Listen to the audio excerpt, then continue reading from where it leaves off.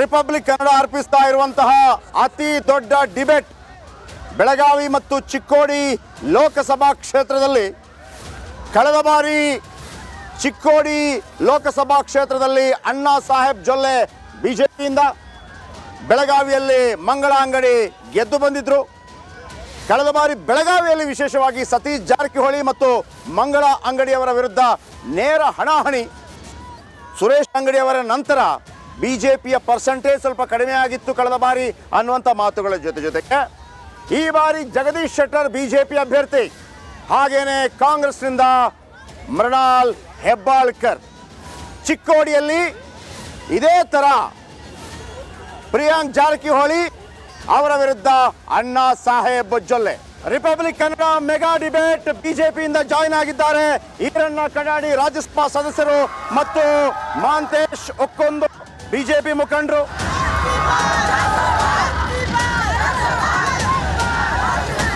ಕಾಂಗ್ರೆಸ್ನಿಂದ ಆಸಿಫ್ ಸೇಠ್ ಅವರು ಬೆಳಗಾವಿ ಉತ್ತರ ವಿಧಾನಸಭಾ ಕ್ಷೇತ್ರದ ಸದಸ್ಯರು ಮತ್ತು ಮನ್ಸೂರ್ ಅಲಿ ಖಾನ್ ಅವರಿದ್ದಾರೆ ಕಾಂಗ್ರೆಸ್ ಜಿಲ್ಲಾ ಮುಖಂಡರು.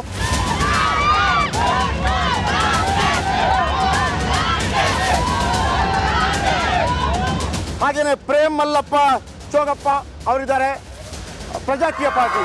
ಬನ್ನಿ ಇವತ್ತಿನ ಡಿಬೇಟ್ ನಾವು ಆರಂಭ ಮಾಡೋಣ. ಈ ಬಾರಿ ಕಾಂಗ್ರೆಸ್ ಬಿಜೆಪಿನ ಅಥವಾ ಪ್ರಜಾಕೀಯ ಪಾರ್ಟಿನ? ಮೊದಲು ಈರಣ್ಣ ಕಡಾಡಿ ಅವರಿಗೆ ಪ್ರಶ್ನೆಯನ್ನು ಕೇಳೋದಕ್ಕೆ ಬಯಸ್ತೀನಿ ಸರ್. ಕಳೆದ 20 ವರ್ಷಗಳಿಂದ ನಿಮ್ಮ ಭದ್ರಕೋಟೆ ಇದು, ಕಳೆದ 20 ವರ್ಷಗಳಿಂದ. ಆದರೆ ಕಳೆದ ಬಾರಿ ಸುರೇಶ್ ಅಂಗಡಿ ನಂತರ ಮಂಗಳ ಅಂಗಡಿ ಅವರು ಸ್ಪರ್ಧೆಗಿಳಿದಾಗ 3 ಲಕ್ಷದ ಅಂತರದ ಮತಗಳು 5,000ಕ್ಕೆ ಇಳಿಯಲ್ಪಟ್ಟಿತ್ತು. ಹಾಗಾಗಿ ಈ ಬಾರಿ ಜಗದೀಶ್ ಶೆಟ್ಟರ್ ಅವರನ್ನು ಕರ್ಕೊಂಡು ಬಂದಿರುವಂಥದ್ದು ನಿಮ್ಮ ಬಳಿ ಸೋಲುವ ಭೀತಿಯಿಂದನ? ನನ್ನ ನೆಲದ ಭಾಷೆಯು ದೂರ ಬಲು ದೂರ, ಈ ಮನಕಂತೂ ದಾರಿ ತೋರುತ್ತಿದೆ. ಆ ಭಾಷೆಯದೇ ಬೆಳಕು ಬೆಳಕುವ ಬೆಳಕು ಬೆಳಕುವ. ದೂರ ಎಷ್ಟೇ ಹೋಗಿ ಈ ಭಾಷೆಯಿಂದ ದೂರವಾಗಲಾರಿರಿ. ವಿಮಲ್, ನಮ್ಮ ಭಾಷೆ ಕೇಸರಿ. ಅಥವಾ ಹೊಸ ಹುರಿಯಾಳುವನ್ನ ಕಾರಣಕ್ಕಾಗಿ ಜಗದೀಶ್ ಶೆಟ್ಟರ್ನ ಕರ್ಕೊಂಡ್ ಬಂದಿದ್ದೀರಾ? ತಾವು ಕೇಳಿದ್ರಿ ಜಗದೀಶ್ ಶೆಟ್ಟರ್ ಅವರನ್ನು ಸೋಲ್ತೀವಿ ಅಂತೇಳಿ ಭೀತಿಯಿಂದ ಕರ್ಕೊಂಡ್ ಬಂದ್ರಿ ಅಂತೇಳಿ. ಇದು ಭಾರತೀಯ ಜನತಾ ಪಾರ್ಟಿಯ ಗಂಡು ಮೆಟ್ಟಿಲ್ಲ. 1996ರಲ್ಲೇ ಬಾಬಾಗೌಡ ಪಾಟೀಲ್ ಈ ಭಾಗದಲ್ಲಿ ಬಂದ್ರು. 98ರಲ್ಲಿ ನಾವು ಗೆದ್ದಿವಿ. ಆ ನಂತರ ನಾವು ತಿರುಗಿ ನೋಡುವಂತ ಸಂದರ್ಭ ಬಂದಿಲ್ಲ. ಈಗೂ ಕೂಡ ಇದು ಪಂಚಾಯಿತಿ ಚುನಾವಣೆ ಅಲ್ಲ, ಕೇವಲ ಇಲ್ಲೇ ಯಾರೋ ನಿಲ್ಬೇಕು ಅಲ್ಲೇ ನಿಲ್ಬೇಕು ಅನ್ನುವಂಥದ್ದು. ದೇಶದ ಚುನಾವಣೆ. ಒಬ್ಬ ರಾಜ್ಯದ ಮಾಜಿ ಮುಖ್ಯಮಂತ್ರಿ, ವಿಧಾನಸಭೆಯ ವಿರೋಧ ಪಕ್ಷದ ನಾಯಕರು, ಸಭಾಧ್ಯಕ್ಷರಾಗಿ, ಮಂತ್ರಿಗಳಾಗಿ, ಈ ಜಿಲ್ಲೆಯ ಉಸ್ತುವಾರಿ ಸಚಿವರಾಗಿ ಕೆಲಸ ಮಾಡಿರ್ತಕ್ಕಂಥ ಜಗದೀಶ್ ಶೆಟ್ಟರ್ ಅವರಿಗೆ ಒಂದು ಸಾಮಾಜಿಕ ನ್ಯಾಯದ ಹಿನ್ನೆಲೆಯಲ್ಲಿ ಅವರಿಗೆ ಒಂದು ಅವಕಾಶ ಕೊಡಬೇಕು. ಅಲ್ಲ, ಇದೆಲ್ಲವೂ ಕೂಡ ಈ ಸಾಮಾಜಿಕ ನ್ಯಾಯ, ಮಾಜಿ ಮುಖ್ಯಮಂತ್ರಿ, ವಿರೋಧ ಪಕ್ಷದ ನಾಯಕರು ಹುಬ್ಬಳ್ಳಿ ಸೆಂಟ್ರಲ್ನಿಂದ ಕೊಡುವಾಗ ಕಳೆದ ಬಾರಿ ಬಿಜೆಪಿ ಹೈಕಮಾಂಡ್ಗೆ ನೆನಪಿರಲಿಲ್ವಾ? ಈಗ ಹೆಂಗೆ ನೆನಪಿಗೆ ಬಂದ್ಬಿಡ್ತು ಸರ್? ಅವತ್ತು ಹೊಸ ಮುಖಗಳಿಗೆ ಅವಕಾಶ ಕೊಡಬೇಕನ್ನುವಂಥ ಹಿನ್ನೆಲೆಯಲ್ಲಿ ಪಾರ್ಟಿ ಆ ನಿರ್ಣಯ ತಗೊಂಡಿತ್ತು. ಆ ನಿರ್ಣಯ ತಗೊಂಡಿದ್ರಿಂದ ಯಾವ ರೀತಿ ಹಾನಿ ಆಯಿತು ಅನ್ನೋದು ತಮಗೂ ಎಲ್ಲ ಗೊತ್ತಿದೆ. ಹೀಗಾಗಿ ರಾಜಕಾರಣ ಇದೊಂದು ನಿಂತು ನೀರಲ್ಲ. ಯಾವ ಡಿಸಿಷನ್ ತಗೋತೀವಿ ಸತತವಾಗಿ ಅದೇ ನಿರ್ಣಯದಲ್ಲಿ ಮುಂದುವರಿಬೇಕನ್ನುವಂಥದ್ದಲ್ಲ. ಗೆಲುವು ಮುಖ್ಯ ಆಗಿರ್ತದೆ. ಹೀಗಾಗಿ ಈ ಚುನಾವಣೆಯಲ್ಲಿ ಅವರ ಅನುಭವ ಮತ್ತು ಕೇಂದ್ರ ನಾಯಕತ್ವದ ಜೊತೆ ಅವ್ರಿಗಿರ್ತಕ್ಕಂಥ ಸಂಪರ್ಕ, ಆ ಎಲ್ಲರದ ಕಾರಣದಿಂದ ಇವತ್ತು ಇಡೀ ಜಿಲ್ಲೆಯ ಜನ ಏನು ಬಯಸ್ತಾ ಇದ್ದಾರೆ ಅಂತಂದರೆ, ಬೆಳಗಾವಿಗೆ ಒಬ್ಬ ಹಿರಿಯ ನಾಯಕರು ಸಿಕ್ಕಿದ್ದಾರೆ, ಕೇಂದ್ರ ನಾಯಕರ ಜೊತೆ ಒಳ್ಳೆಯ ಸಂಪರ್ಕ ಇದೆ. ಇದೊಂದು 3 ರಾಜ್ಯಗಳಿಗೆ ಸಂಬಂಧಪಟ್ಟಂಥ, ಅಂದರೆ ಗಡಿಗೆ ಸಂಬಂಧಪಟ್ಟಂಥ ಒಂದು ಜಿಲ್ಲೆ. ಮಹಾರಾಷ್ಟ್ರ, ಗೋವಾ, ಕರ್ನಾಟಕ, ಇದರ ಅಭಿವೃದ್ಧಿ ಆಗಬೇಕಾಗಿದೆ. ಈ ಅಭಿವೃದ್ಧಿ ಹಿನ್ನೆಲೆಯಲ್ಲಿ ನಾವು ಅವರಿಗೆ ಅವಕಾಶ ಕೊಟ್ಟರೆ ಈ ಜಿಲ್ಲೆಯ ಡೆವಲಪ್ಮೆಂಟ್ಗೆ ಸಹಾಯ ಆಗ್ತದೆ ಅನ್ನುವಂಥದ್ದು ಯೋಚನೆ ಮಾಡಿ ಜನ ಅವ್ರ ಪರವಾಗಿ ಇವತ್ತು ಎದ್ದು ನಿಂತಿದ್ದಾರೆ. ಇಡೀ ಕ್ಷೇತ್ರದಾದ್ಯಂತ ಜಗದೀಶ್ ಶೆಟ್ಟರ್ ಪರವಾದಂಥ, ನರೇಂದ್ರ ಮೋದಿ ಅವರ ಪರವಾದಂಥ ಒಂದು ದೊಡ್ಡ ಅಲೆ ಎದ್ದು ನಿಂತಿದೆ ಅಂತ ನನಗೆ ಅನಿಸ್ತದೆ. ಸರ್, ನೀವೊಂದು ಮಾತನ್ನು ಹೇಳಿದ್ರಿ, ಅವರ ಅಗತ್ಯ ಇದೆ, ಜಗದೀಶ್ ಶೆಟ್ಟರ್ ಅಗತ್ಯ ಇದೆ, ಜಗದೀಶ್ ಶೆಟ್ಟರ್ ಈ ಭಾಗದ ದೊಡ್ಡ ಲೀಡ್ರು ಅಂತೇಳಿ. ಕಳೆದ ಬಾರಿ ಅವರಿಗೆ ಟಿಕೆಟ್ ಕೊಟ್ಟಿಲ್ಲ ಅನ್ನೋ ಕಾರಣಕ್ಕಾಗಿ ಪಕ್ಷ ಬಿಟ್ಟು ಅವರು ಹೋಗ್ತಾರೆ. ಓಕೆ, ರಾಜಕಾರಣದಲ್ಲಿ ನಡೆಯುತ್ತೆ. ಆದರೆ ಪಕ್ಷ ಬಿಟ್ಟು ಹೋಗದೆ ಪಕ್ಷಕ್ಕಾಗಿ ದುಡಿದಂಥ ಈಶ್ವರಪ್ಪನವರು ಇವತ್ತು ಬಂಡಾಯ ಅಭ್ಯರ್ಥಿಯಾಗಿ ಕಣಕ್ಕಿಳಿಬೇಕಾಗತ್ತೆ. ಪಕ್ಷ ಬಿಟ್ಟು ಹೋದಂಥ ಜಗದೀಶ್ ಶೆಟ್ಟರ್ ಅವರನ್ನು ಕರ್ಕೊಂಬರುವಂಥ ಪರಿಸ್ಥಿತಿ ಈಗ ಇದೆ ಅಂತಂದರೆ, ಮೋದಿ ಅಂತ ಬಲಿಷ್ಠ ನಾಯಕರಿದ್ದಾಗಲೂ ಕೂಡ ನಿಮಗೊಂದು ಆಲ್ಟರ್ನೇಟಿವ್ ವ್ಯವಸ್ಥೆ ಮಾಡೋಕ್ಕಾಗ್ತಿಲ್ಲ ಅಂತ ಹೇಳ್ಬೋದಾ? ಪಾಪ ಈಶ್ವರಪ್ಪನವರು ಮಾಡಿದ ತಪ್ಪೇನು? ಈಶ್ವರಪ್ಪನವರು ಪಕ್ಷಕ್ಕಾಗಿ ನಿಂತದ್ದು ತಪ್ಪ? ಜಗದೀಶ್ ಶೆಟ್ಟರ್ ಕಾಂಗ್ರೆಸ್ಗೆ ಹೋಗಿದ್ದು ಸರಿನಾ? ಇದನ್ನು ಯಾವ ರೀತಿ ಸಮರ್ಥನೆ ಮಾಡ್ಕೊಳ್ಳಿ? ಇಲ್ಲ, ಒಂದು ಈಶ್ವರಪ್ಪನವರು ನಮ್ಮ ಪಕ್ಷದ ಹಿರಿಯ ನಾಯಕರು. ಅವರು ಕೂಡ ಯಡಿಯೂರಪ್ಪನವ್ರ ಜೊತೆಗೆ ಹೆಗಲಿಗೆ ಹೆಗಲು ಕೊಟ್ಟು ಪಾರ್ಟಿಯನ್ನು ಕಟ್ಟಿದ್ದಾರೆ. ನನಗೆ ಅದ್ರ ಬಗ್ಗೆ ಎರಡು ಅಭಿಪ್ರಾಯ ಇಲ್ಲ. ಆದರೆ ಈಶ್ವರಪ್ಪನವ್ರಿಗೆ ಪಾರ್ಟಿ ಏನೇನು ಅವಕಾಶಗಳನ್ನು ಕೊಡಬೇಕಾಗಿತ್ತು ಆ ಎಲ್ಲ ಅವಕಾಶಗಳನ್ನು ಕೊಟ್ಟಿದೆ. ಆದರೆ ಈಶ್ವರಪ್ಪನವ್ರ ಬಯಕೆ ಏನಾಗಿತ್ತು, ನನ್ನ ಮಗನಿಗೆ ಲೋಕಸಭೆ ಟಿಕೆಟ್ ಕೊಡ್ರಿ ಅನ್ನುವಂಥದ್ದು ಅವ್ರ ಬಯಕೆ ಆಗಿತ್ತು. ಪಕ್ಷ ಬೇರೆ ಬೇರೆ ಕಾರಣಗಳಿಂದ ಹಲವಾರು ನಾಯಕರನ್ನು ಅಕಾಮಿಡೇಟ್ ಮಾಡೋದು ಅಗತ್ಯ ಆಗಿತ್ತು. ಈ ಹಿನ್ನೆಲೆಯಲ್ಲಿ ಅವರ ಮಗ ಇನ್ನೂ ಹೊಸಬ ಮತ್ತು ವಯಸ್ಸಿದ್ದವರು, ಯುವಕ, ಅವ್ರಿಗೆ ಇನ್ನೊಂದು ಸಲ ಅವಕಾಶ ಕೊಡಲಿಕ್ಕೆ ಸಾಧ್ಯದ. ಆ ಹಿನ್ನೆಲೆಯಲ್ಲಿ ಅಲ್ಲಿ ನಮ್ಮ ರಾಜ್ಯದ ಮಾಜಿ ಮುಖ್ಯಮಂತ್ರಿ ಒಬ್ಬ ಒಳ್ಳೆಯ ಸಂಸದೀಯ ಪಟು ಬಸವರಾಜ ಬೊಮ್ಮಾಯಿಯವರಿಗೆ ಕೊಡಬೇಕಾದಂಥ ಅಗತ್ಯ ಇತ್ತು. ಹೀಗಾಗಿ ಅವ್ರಿಗೆ ಕೊಟ್ಟರು. ಆ ಸಂದರ್ಭದಲ್ಲಿ ಈಶ್ವರಪ್ಪನವರು ಮುನಿಸ್ಕೊಂಡಿದ್ದಾರೆ ಹೊರತು ಈಶ್ವರಪ್ಪನವರು ಭಾರತೀಯ ಜನತಾ ಪಾರ್ಟಿ ಬಿಟ್ಟಿಲ್ಲ. ಈಗೇನೋ ಒಂದು ಸಿಟ್ಟಿನ ಬರದಲ್ಲಿ ಆ ನಿರ್ಣಯವನ್ನು ತಗೊಂಡಿದ್ದಾರೆ. ಇನ್ನೂ ಅಲ್ಲ ಅಲ್ಲ ಅಲ್ಲ ಅಲ್ಲ ನಾನು ಮುಗಿಸ್ತೀನಿ ಮಾತಾಡಬೇಡ್ರಿ. ಈಶ್ವರಪ್ಪನವರನ್ನು ಉಚ್ಚಾಟನೆ ಮಾಡಿದ್ದು ಸರಿನಾ ತಪ್ಪು? ಅಲ್ಲ, ಈಶ್ವರಪ್ಪನವರು ಇವತ್ತಿನ ಕಾಲಘಟ್ಟದಲ್ಲಿ ಈಶ್ವರಪ್ಪನವರನ್ನ ಪಾರ್ಟಿ ಚುನಾವಣೆ ಗೆಲ್ಲಬೇಕು, ಒಂದು ಶಿಸ್ತು ಕ್ರಮ ಅಂತೇಳಿ ಉಚ್ಚಾಟನೆ ಮಾಡಿದೆ. ಉಚ್ಚಾಟನೆ ಈ ಸಂದರ್ಭದಲ್ಲಿ ಮಾಡಬೇಕಾಗಿತ್ತು, ಮಾಡಿದೆ. ಆಸಿಫ್ ಸೇಠ್ ಅವರ ಬಳಿ ಬರ್ತೀನಿ. ಆಸಿಫ್ ಸೇಠ್ ಅವರೇ,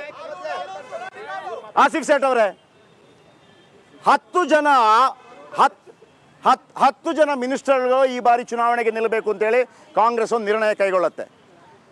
ಒಬ್ಬ ಮಿನಿಸ್ಟರ್ ಕೂಡ ನಿಲ್ಲುವ ಧೈರ್ಯ ತೋರಿಸೋದಿಲ್ಲ. ಮೋದಿ ಪ್ರಭಾವದಲ್ಲಿ ಕೊಚ್ಚಿಕೊಂಡು ಹೋಗ್ತಾರೆ ಅನ್ನುವಂಥ ಭಯದಿಂದ ಯಾವೊಬ್ಬ ಮಂತ್ರಿಗಳು ಕೂಡ ನಿಂತಿಲ್ಲ ಅನ್ನುವಂಥ ಆರೋಪ. ಇದಕ್ಕೆ ನಿಮ್ಮ ಸ್ಪಷ್ಟನೆ? ಯಾರೂ ಹೇಳಲಿಲ್ಲ 10 ಮಿನಿಸ್ಟರ್ ಇರ್ತಾವಂತೆ. ಯಾರೂ ಹೇಳಲಿಲ್ಲ. ಯಾರಿಗೆ ನಾವು ಟಿಕೆಟ್ ಕೊಟ್ಟಿದ್ದೀವಿ, ಯಾರಿಗೆ ಹೈಕಮಾಂಡ್ ಟಿಕೆಟ್ ಕೊಟ್ಟಿದ್ದಾರೋ ಅವ್ರು ನಿಂತಿದ್ದಾವೆ. ತಾವು BJP ಅವರು 10 ಸಿಟ್ಟಿಂಗ್ MPಸ್ಗೆ ಟಿಕೆಟ್ ಕೊಡಲಿಲ್ಲ ಭಯಾಗೆ. ಇವರು ಮೋದಿ ಸರ್ಕಾರಕ್ಕೆ ಭಯ ಆಗಿದೆ. ಇವ್ರಿಗೆ ಏನು ಕೆಲಸ ಮಾಡಲಿಲ್ಲ, ಏನು ಡೆವಲಪ್ಮೆಂಟ್ ಮಾಡಲಿಲ್ಲ, ತಮ್ಮ ಕ್ಷೇತ್ರದಲ್ಲಿ ಏನು ಮಾಡಲಿಲ್ಲ. ಆ ಥರ ಸಲ ಅವರು ಚೇಂಜ್ ಮಾಡಿದರು. ದೊಡ್ಡ ಲೀಡರ್ಸ್ಗೆ ಅಧ್ಯಕ್ಷರಿದ್ದರು ನಳಿನ್ ಕುಮಾರ್ ಕಟೀಲ್ ಅವ್ರಿಗೆ ಟಿಕೆಟ್ ಕೊಡಲಿಲ್ಲ. ಹೆಗಡೆಗೆ ಅವ್ರಿಗೆ ಟಿಕೆಟ್ ಕೊಡಲಿಲ್ಲ. ಸರ್,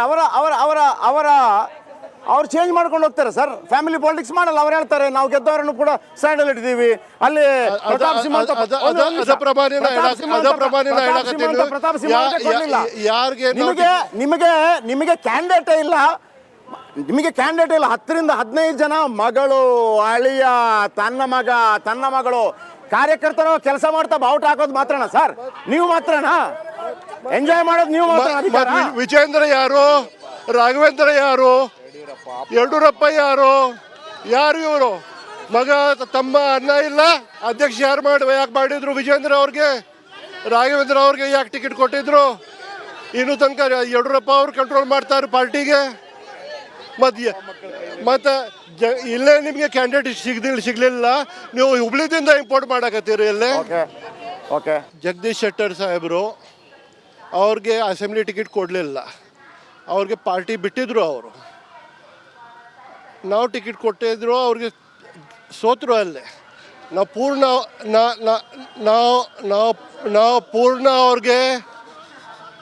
ಒಂದು ಮಾಜಿ ಮುಖ್ಯಮಂತ್ರಿ ಅಂದ್ರೆ ಪ್ರೋಟೋಕಾಲ್ ಪ್ರಮಾಣ ಅವ್ರಿಗೆ ಗೌರವ ಕೊಟ್ಟಿದ್ದೀವಿ. ನಮ್ಮದು ಎಲೆಕ್ಷನ್ಗೆ ಕ್ಯಾಂಪೇನಿಂಗ್ಗೆ ಬಂತು, ಅವ್ರು ಮೋದಿಗೆ ಬೈದು ಹೋದ್ರಿ. ಇಲ್ಲೇ ನಮ್ಮದು ಮಹಾನ್ ಭವನದಲ್ಲೇ ನಮ್ಮ ಕ್ಯಾನ್ವಾಸಿಂಗ್ಗೆ ಬಂದ ಅವಳಿಗೆ ಮೋದಿಗೆ BJPಗೆ ಬೈದು ಹೋದ್ರು. ಮತ್ತು ಅವ್ರಿಗೆ ನೀವು ಟಿಕೆಟ್ ಕೊಡ್ತೀರಿ. ಮತ್ತು ನಮ್ದು ಒಂದು ನಿಮಿಷ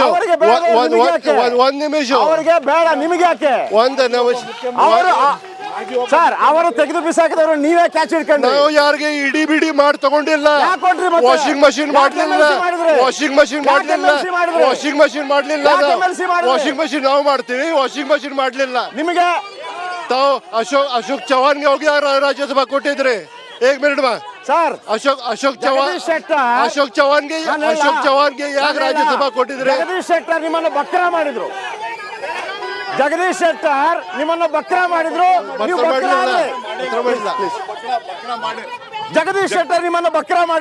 ಆದ್ರಿ. ಜಗದೀಶ್ ಶೆಟ್ಟರ್ ಅವರಿಗೆ ನಮಗೆ ಇಲ್ಲಿ ಒಳ್ಳೆಯ ಒಂದು ಮಾಜಿ ಮುಖ್ಯಮಂತ್ರಿಗಳು, ವಿರೋಧ ಪಕ್ಷದ ನಾಯಕರು ಅಂತ ಹೇಳಿ ಏನು BJP ಅವ್ರಿಗೆ ಅವ್ರು ಏನು ಅವಮಾನ ಮಾಡಿದ್ರು, BJP ಅವ್ರಿಗೆ ಏನು ಯಾವ ರೀತಿ ಕಂಡುಕೊಂಡಿದ್ರು, ಹುಬ್ಳಿ ಹುಬ್ಳಿ ಧಾರವಾಡಲ್ಲಿ ಒಬ್ಬ ದೊಡ್ಡ ನಾಯಕ ಅಂತ ಹೇಳಿ ಬಿ ಜೆ ಪಿಯವರು ಒಂದು ಬೇಕಾದಾಗ ಎಲ್ಲ ಅವ್ರಿಗೆ ಉಪಯೋಗಿಸ್ಕೊಂಡು ಆ ನಂತರ ಅವರಿಗೆ ಕಸ ಮಾಡಿದಂಗೆ ಮಾಡಿದ ಮೇಲೆ ನಾವೊಬ್ಬರು ಹಿರಿಯ ವ್ಯಕ್ತಿ ಅಂತೇಳಿ ನಮ್ಮ ಕಾಂಗ್ರೆಸ್ದವರು ಅವ್ರಿಗೆ ತೊಗೊಂಡ ನಂತರ ಒಂದು MLA ಇಲೆಕ್ಷನ್ಗೆ ನಿಂದಿರಿಸ್ಕೊಂಡ್ರು. MLA ಇಲೆಕ್ಷನ್ ಆದಮೇಲೆ ಒಬ್ಬರು ಮಾಜಿ ಮುಖ್ಯಮಂತ್ರಿ ಹೇಳಿ ಅವ್ರಿಗೆ ನಾಮಿನೇಷನ್ ಮಾಡಿ MLCಯನ್ನು ಮಾಡಿದರು. ಹೇಳಿ ಸರ್, ಯಾವ ಕಾರಣಕ್ಕಾಗಿ ಈ ಬಾರಿ ನೀವು, ಐ ಥಿಂಕ್ ಇವರು BJP ಸಪೋರ್ಟ್ ಅಂದ್ಕೊಂಡಿದ್ದೀನಿ, ಯಾವ ಕಾರಣಕ್ಕಾಗಿ BJP ಸಪೋರ್ಟ್ ಮಾಡ್ತೀರಿ? ಯಾಕೆ ಕಾಂಗ್ರೆಸ್ ಬೇಡ ಇಲ್ಲಿ? ಸರ್ BJP ನಮ್ಮ ದೇಶದ ನಾಯಕರು ನರೇಂದ್ರ ಮೋದಿ ಅವರಿಗೆ ಅವ್ರ ಕೈ ಬೆಳಕಲ್ ಮಾಡಿಸೋ ನಾವು ಇಲ್ಲಿ BJP ತೊರಬೇಕ್ರಿ. ಈ ಒಂದೇ ವಿಷಯ ಅಲ್ಲ, ನಮ್ಮ ಭಾರತದಲ್ಲಿ ಸಂಸ್ಕೃತಿಯನ್ನು ನಶಿಸಿ ಹೋಗುವಂಥ ಸಂದರ್ಭದಲ್ಲಿ ನಮಗೆ ದೇವರಂತೂ ಬಂದ ದೇಶಕ್ಕೆ ಒಂದು ಉದ್ಧಾರ ಮಾಡ್ತಾ ಇದ್ದಾರೆ, ಬಡವರನ್ನ ಉದ್ಧಾರ ಮಾಡ್ತಾ ಇದ್ದಾರೆ.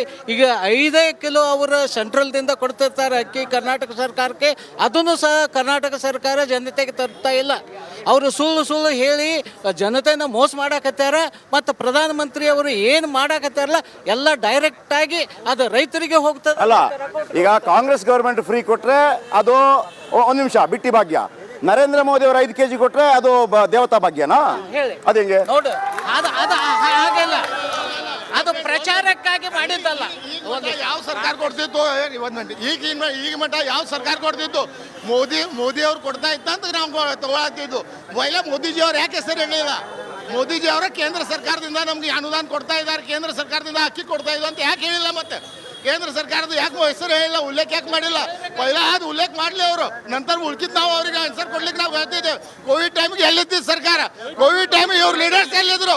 ವ್ಯಾಕ್ಸಿನೇಷನ್ ಕೊಡುವಾಗ ನಾವು ಎಲ್ಲಿದ್ರು?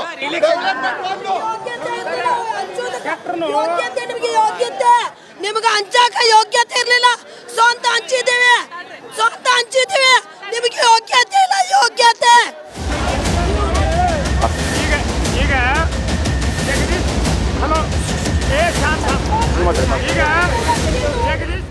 BJP ಅವ್ರು ಎದಕ್ಕೆ ತಂದಾರಂದ್ರೆ ಜಗದೀಶ್ ಶೆಟ್ಟರ್ನ ಬಲಿಕ ಬಕ್ರ ಅವ್ರನ್ನ ಆರಿಸಿ ತರಬೇಕು, ರಾಷ್ಟ್ರ ನಾಯಕ ಮಾಡೋಕೆ ತಂದಿಲ್ಲ. ಅವ್ರನ್ನ ತಂದು ಬಲಿಕ ಬಕ್ರ ಮಾಡಿ ಮನೆಗೆ ಕಳಿಸ್ಬೇಕಂತ ತಂದಾರ. ಅದ್ರ ಹೊರತಾಗಿ ಅವ್ರನ್ನ ಕಳಿಸಿ ತಂದು ಆರಿಸಿ ತರಬೇಕಂತ ತಂದಿಲ್ಲ ಸರ್. ಅಂದ್ರೆ ಬಲಿಕಾ ಬಕರ್ ಅಂತಂದ್ರೆ ಈ ಮೃಣಾಲ್ ಹೆಬ್ಬಾಳ್ಕರ್ ಮತ್ತು ಕಾಂಗ್ರೆಸ್ ನಡುವೆ BJP ನಡುವೆ ಅಡ್ಜಸ್ಟ್ಮೆಂಟ್ ಆಗಿದೆ ಆಗಿದ್ರೆ ಇಲ್ಲ. ಈಗ ಬಲಿಕಾ ಬಕರ್ ಅಂತಂದ್ರೇನು? ಬಲಿಕಾ ಬಕರ್ ಅಂದ್ರೇನು? ಮರ್ನಾಳ್ ಹೆಬ್ಬಾಳ್ಕರ್ 2 ಲಕ್ಷ ಲೀಡ್ದಾಗ ಆರಿಸಿ ಬರ್ತಾರ. ಮಾಂತೇಶ್ ಕೌಟಿಮಟ್ಟಿ ಹಂಗೆ ಮಾಡ್ರಿ, BJP ಹಂಗೆ ಮಾಡ್ತಾರೆ ಸರ್. ಬಕ್ರ MLC ಅಲ್ಲೇ ಹಿಂದಿನ ಚುನಾವಣೆಯಲ್ಲಿ ಮಾಂತೇಶ್ ಕೌಟಿಮಟ್ರು BJP ಇಂದ ಕೊಟ್ಟಿದ್ರು MLC ಅಲ್ಲಿ. ಆಗ ಬಲಿಕಾ ಬಕ್ರ BJP ಅವರು ಮಾಡಿ ಪಕ್ಷದ ಅಭ್ಯರ್ಥಿನ ಗೆಲ್ಸಿದ್ರು. ಆಗ ನಾವೇನು ಇದನ್ನ ಮಾಡಿಲ್ಲ, ನಮ್ಮ ಕಾಂಗ್ರೆಸ್ ಅಭ್ಯರ್ಥಿ ಚಂದ್ರರಾಜ್ ಹಟ್ಟಿಹೊಳಿ ಅವರು ಗೆಲ್ಸಿದ್ದೇವೆ. ಅದಕ್ಕಾಗಿ ನಮ್ಮ ಮಾಜಿ ಮುಖ್ಯಮಂತ್ರಿಗಳಾದಂಥ ಜಗದೀಶ್ ಶೆಟ್ಟರ್ ಅವರು ಉಸ್ತುವಾರಿ ಸಚಿವ ಇದ್ದಾಗ ನಮ್ಮ ಬೆಳಗಾವಿ ಏನು ಅಭಿವೃದ್ಧಿ ಮಾಡಲಿಲ್ಲ. ಯಾವ ಮಹದಾಯಿಗೆ ಇದ್ರ ಬಗ್ಗೆ 2014ರಲ್ಲಿ ಮಾನ್ಯ ಮೋದಿಯವರು ಅವ್ರು ಪ್ರಧಾನಮಂತ್ರಿ ಆಗೋಕ್ಕಿಂತ ಮೊದಲ ಭ್ರಷ್ಟಾಚಾರ ಮುಕ್ತ ಮಾಡ್ತೇನೆ ನಾವು ಬಂದ್ರೆ ಅಂತ ಹೇಳಿದರು. ಒಂದು ಫಾರ್ ಎಕ್ಸಾಂಪಲ್ 70,000 ಕೋಟಿ ರೂಪಾಯಿ ಮಹಾರಾಷ್ಟ್ರದಲ್ಲಿ ಅಜಿತ್ ಪವಾರ್ ಹಗರಣ ಮಾಡಿದ. ಅದು 2 ದಿನದಾಗ ಅವ ಅಲ್ಲಿ ಜಂಪ್ ಆಗಿ ಉಪಮುಖ್ಯಮಂತ್ರಿ ಆದರು. ಎಲ್ಲಿದ್ದಾರೆ ಎಲ್ಲ ಭ್ರಷ್ಟಾಚಾರಿಗಳು ಅವ್ರ ಪಕ್ಷದಲ್ಲೇ ಜಮಾ ಆಗಿದ್ದಾರೆ. ಇದಕ್ಕೇನು ಅವ್ರು ಹೇಳ್ತಾರೆ?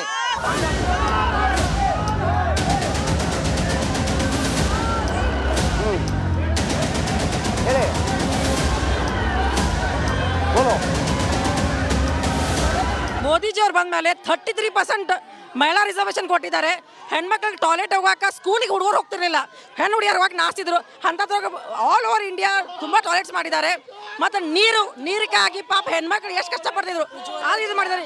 ಉಜ್ವಲ ಯೋಜನೆ ಮಾಡಿದ್ದಾರೆ. ಅದಕ್ಕೆ ನಾವು ಎಲ್ಲರೂ ಹೆಣ್ಮಕ್ಳ ಮೋದಿಜಿ ಅವ್ರಿಗೆ ಒಂದು ತಂದೆ ಸಮಾನ ನೋಡ್ತೀವಿ. ಅದಕ್ಕೆ ಅವ್ರು ಬರಲೇಬೇಕು. ಕಳೆದ 20 ವರ್ಷಗಳಿಂದ ನಿರಂತರವಾಗಿ ಗೆಲ್ತಾ ಇದ್ದೀರಿ ಸರ್.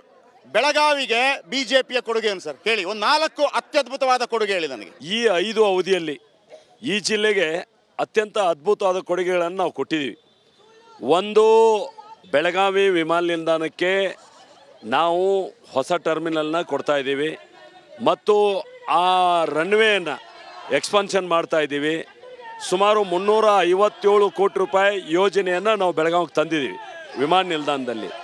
ಮತ್ತು ದೇಶದ 8 ನಗರಗಳಿಗೆ ಬೆಳಗಾವಿಯಿಂದ ವಿಮಾನ ಸಂಪರ್ಕವನ್ನು ನಾವು ಮಾಡಿದ್ದೀವಿ. ಮತ್ತು ವಿಮಾನ ಪ್ರಯಾಣಿಕರಿಗೆ ಅತ್ಯಂತ ಅಗ್ಗದರದಲ್ಲಿ ನಾವು ಸೇವೆಯನ್ನು ಒದಗಿಸ್ಬೇಕಂಥೇಳಿ ಉಡಾನ್ ಸ್ಕೀಮ್ನಲ್ಲಿ ನಾವು ಕೇಂದ್ರ ಸರ್ಕಾರದ ಯೋಜನೆಯನ್ನು ಜಾರಿಗೆ ತಂದಿವಿ. ಅದರಿಂದ ಪ್ರಯಾಣಿಕರಿಗೆ ಭಾಳ ಕಡಿಮೆ ಖರ್ಚಿನಲ್ಲಿ ಹೊಸ ಪ್ರಯಾಣವನ್ನು ನಾವು ಮಾಡಬಹುದಾಗಿದೆ. ಅದರ ಜೊತೆಗೆ ರೈಲ್ವೆ, ಇವತ್ತು ನಮ್ಮ ರೈಲ್ವೆ ಕೇವಲ ಸಿಂಗಲ್ ಟ್ರ್ಯಾಕ್ ಇತ್ತು, ಕೇವಲ ಅದನ್ನು ಡಬಲ್ ಟ್ರ್ಯಾಕ್ ಮಾಡಿದ್ದೀವಿ. ಅದರ ಜೊತೆಗೆ ನಾವು ಎಲೆಕ್ಟ್ರಿಕ್ ಟ್ರೈನ್ಗಳನ್ನು ಓಡಿಸ್ತಾ ಇದ್ದೀವಿ. ಅದಲ್ಲದೆ ನಾವು ಇವತ್ತು ಬೆಳಗಾವಿಗೆ ಒಂದು ಸೂಪರ್ ಫಾಸ್ಟ್, ಬೆಂಗಳೂರಿಗೆ ಹೋಗ್ತಕ್ಕಂಥ ಒಂದು ಸೂಪರ್ ಫಾಸ್ಟ್ ಟ್ರೈನನ್ನು ದಿವಂಗತ ಸುರೇಶ್ ಅಂಗಡಿ ಅವರು ಇದ್ದಂಥ ಸಂದರ್ಭದಲ್ಲಿ ನಾವು ಕೊಟ್ಟಿದ್ದೀವಿ. ಅದಲ್ಲದೆ ಈ ಭಾಗದಲ್ಲಿ ಇರ್ತಕ್ಕಂಥ ಎಲ್ಲ ರೈಲು ನಿಲ್ದಾಣಗಳನ್ನು ವಿಮಾನ ನಿಲ್ದಾಣದ ಮಾದರಿಯಲ್ಲಿ ಅತ್ಯಂತ ಅದ್ಭುತವಾಗಿ ನಾವು ಡೆವಲಪ್ಮೆಂಟ್ ಮಾಡಿದ್ದೀವಿ. ನೀವು ಬೆಳಗಾವಿ ನಮ್ಮ ರೈಲು ನಿಲ್ದಾಣ ನೋಡಿದ್ರೆ ಯಾವುದೇ ತಡಿಯಪ್ಪ ನಡು ಮಾತಾಡಬಾರ್ದಂಗೆ, ನಮ್ಮ ರೈಲು ನಿಲ್ದಾಣವನ್ನು ನೀವು ನೋಡಿದರೆ ಬೆಳಗಾವಿ ರೈಲು ನಿಲ್ದಾಣವನ್ನು ಇವತ್ತು ವಿಮಾನ ನಿಲ್ದಾಣಕ್ಕೆ ಅನುಕೂಲ ಆಗುವಂಥ ಅಂದರೆ ಆ ಥರದ ದರ್ಜೆಯಲ್ಲಿ ನಾವು ಅದನ್ನು ಡೆವಲಪ್ಮೆಂಟ್ ಮಾಡಿದ್ದೀವಿ. ಅದಲ್ಲದೆ ಬೆಳಗಾವಿಗೆ ಸ್ಮಾರ್ಟ್ ಸಿಟಿಯನ್ನು ಕೊಟ್ಟಿದ್ದೀವಿ. ಅದಲ್ಲದೆ ರಾಷ್ಟ್ರೀಯ ಹೆದ್ದಾರಿ ಬೆಳಗಾವಿಯಿಂದ ರಾಯಚೂರಿಗೆ ಅತ್ಯಂತ ಸ್ಮಾರ್ಟ್ ಆಗಿದೆ. ನಮ್ಮ ದೇಶದ ನಗರಗಳಲ್ಲಿ ಅತ್ಯಂತ ಸ್ಮಾರ್ಟ್ ಆಗಿರ್ತಕ್ಕಂಥ ನಗರಗಳಲ್ಲಿ ಇದು ಒಂದು. ಮತ್ತು ಇತ್ತೀಚೆಗೆ ಅದಕ್ಕೆ ಪ್ರಶಸ್ತಿ ಕೂಡ ಸಿಕ್ಕಿದೆ. ಕೇವಲ ವಿರೋಧ ಪಕ್ಷಗಳು ಈ ಥರದ ಟೀಕೆ ಮಾಡ್ತಾವೆ, ಅದನ್ನು ಬಿಟ್ಟರೆ ಯಾವ ಮಾನದಂಡದ ಮೇಲೆ ಅದನ್ನು ಅಳತೆ ಮಾಡ್ತಾರೆ ಅದನ್ನು ಮಾಡಿದ್ದೀವಿ. ರಾಷ್ಟ್ರೀಯ ಹೆದ್ದಾರಿ, ಆಮೇಲೆ ನಮ್ಮ ಅಷ್ಟೇ ಅದು ಎಲ್ಲ ಯಾವ ಎಂ ಪಿನೂ ಮಾಡಲೇಬೇಕಾಗತ್ತೆ. ಈಗ ನಿಮಗೆ ಕೇಳ್ತಿರುವಂಥದ್ದು, ಅವತ್ತು ಜಗದೀಶ್ ಶೆಟ್ಟರ್ ಬಂದಾಗ ಒಂದು ಬ್ಯಾನರ್ ಹಾಕಿದ್ರಲ್ಲ, ಬನ್ನಿ ಶೆಟ್ರೆ ತಿಂದು ಉಂಡು ಹೋಗಿ ಅಂತ ಅಂದ್ಬಿಟ್ಟು, ಈಗ ಅವ್ರು ನಿಮಗೆ ಓಟ್ ಹಾಕ್ಬಿಡ್ತಾರಾ? ಕೋರೆ ಅವ್ರು ಸಮಾಧಾನದಲ್ಲಿದ್ದಾರಾ? ನಿಮ್ಮೊಳಗೆ ಆಂತರಿಕ ಭಿನ್ನಮತ ಇಲ್ವಾ ಹೇಳಿ?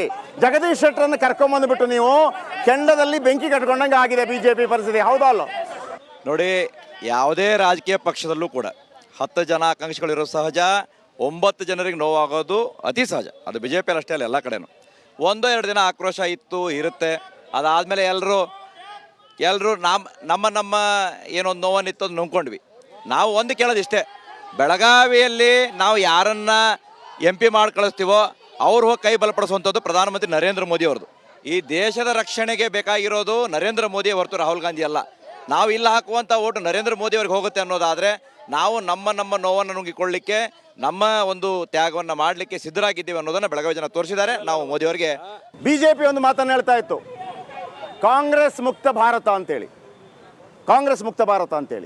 ಈ ಬಾರಿ ಇಡೀ ಸ್ವಾತಂತ್ರ್ಯ ಪೂರ್ವದಲ್ಲಿ, ಅಂದರೆ ಸ್ವಾತಂತ್ರ್ಯೋತ್ತರ ನಂತರ ಅತಿ ಕಡಿಮೆ 300 ಸೀಟುಗಳಲ್ಲಿ ಯಾವುದಾದ್ರೂ ಪಾರ್ಟಿ, ರಾಷ್ಟ್ರೀಯ ಪಾರ್ಟಿ ಇದ್ದರೆ ಸ್ಪರ್ಧೆ ಮಾಡಿದರೆ ಅತಿ ಕಡಿಮೆ ಸೀಟಲ್ಲಿ ಸ್ಪರ್ಧೆ ಮಾಡಿರೋದು ವೆರಿ ಟೈಮ್ ಸ್ವಾತಂತ್ರ್ಯ ನಂತರ ಕಾಂಗ್ರೆಸ್.